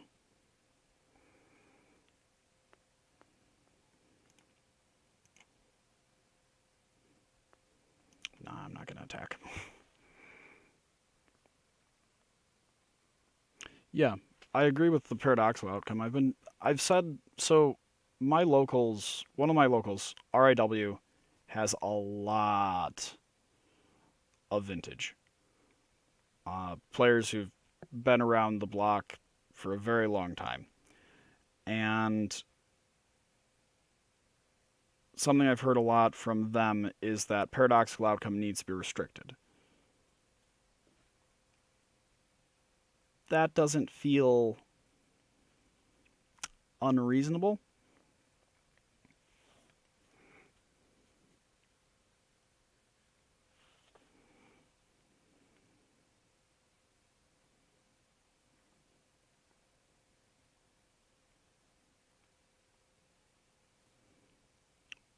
Really would like a ballista, please. 3, 6, 7.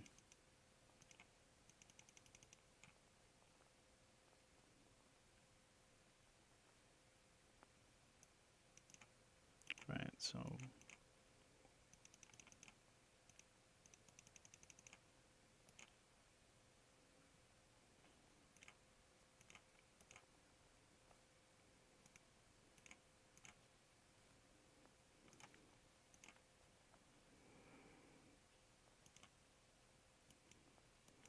and from here we're just going to keep pumping it up.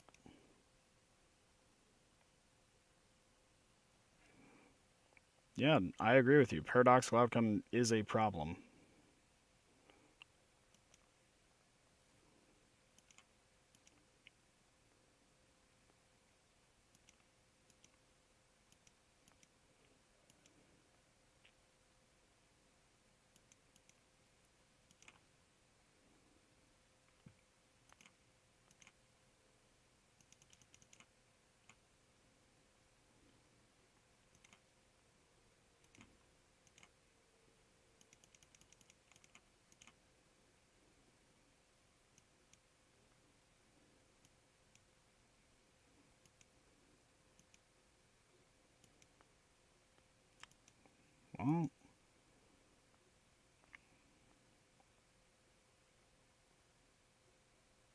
Well, okay.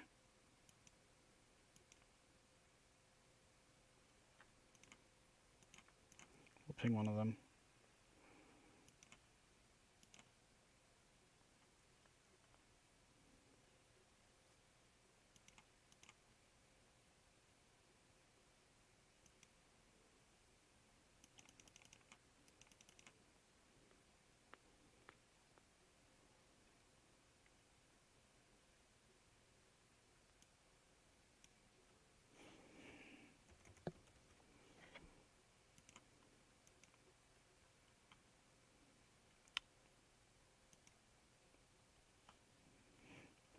Hmm.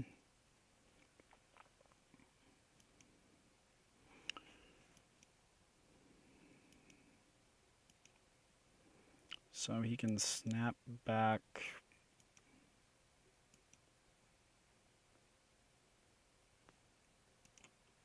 very little.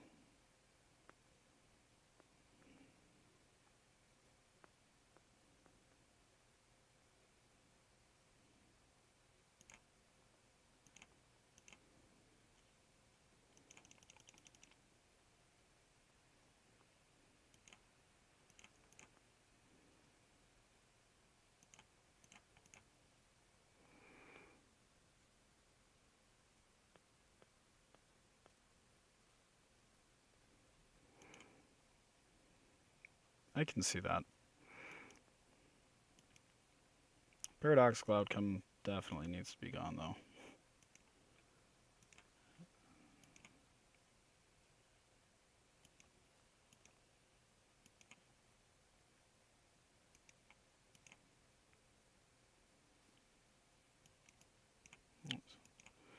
No.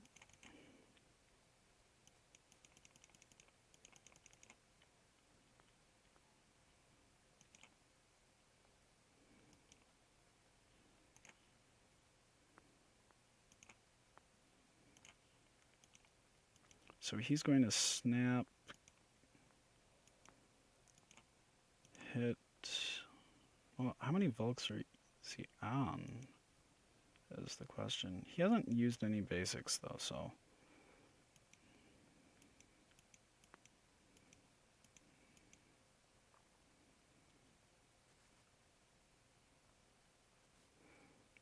Kind of wish.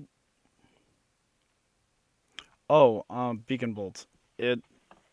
It's a really janky card, but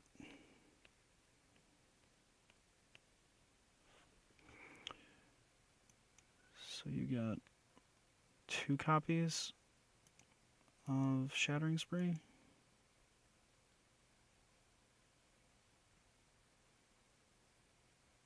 Oh wait, you have 3.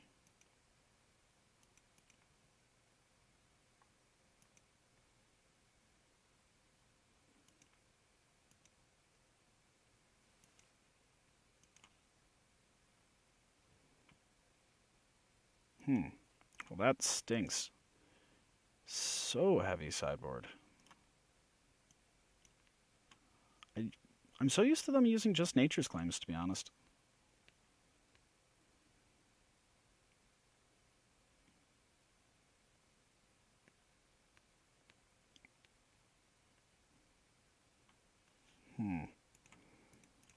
Well, this stinks.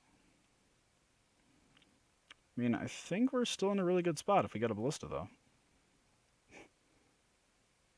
Because Ballista, animate, so 3, 6. Yeah, no, if we get a Ballista, I think we still probably win.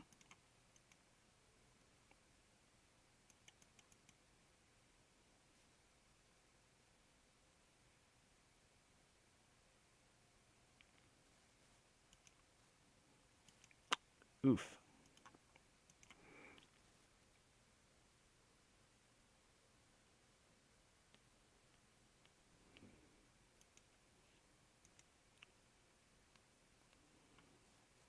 Well, what did he pitch? Spell Snare? Okay.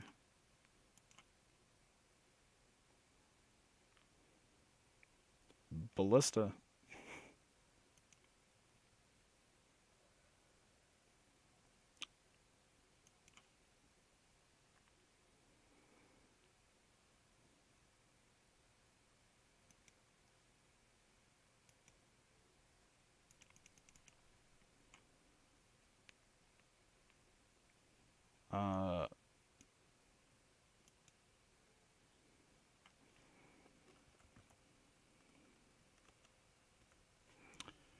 We'll just name Mox Ruby.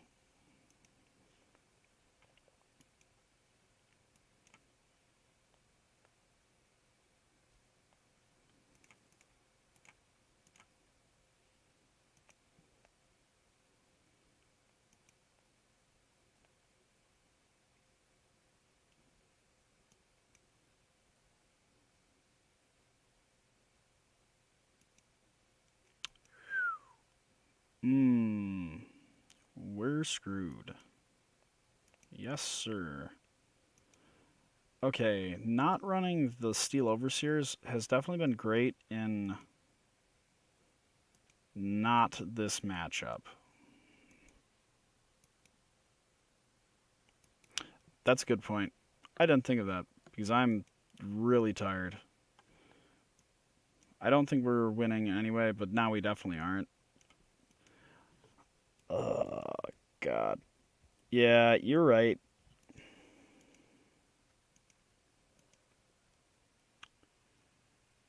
Even if we get a ballistic, can we win? No, we can't. Okay. Well, there was the punt. Let's see. Where was... Okay, so, real talk. Being on Sorceress Spyglass over...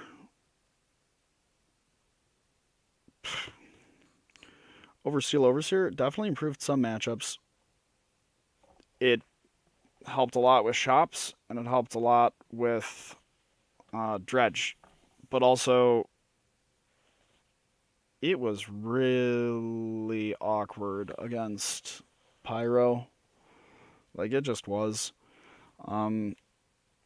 We do vintage streaming once a month. Remember to check out our YouTube TCG player and follow me, Almost Omniscient, on Twitter. This week, I believe we have... Tomorrow will be Donovan playing Standard. He did not tell us. Neat. But then next week, all of next week, is just Legacy and nothing else. Good night. So, on that note, it was fun. I do not like playing shops, especially not one that requires such big brain energy as this list. Yeah. And on that, I hope you all have a good night and enjoy our stream tomorrow because I know you're tuning in.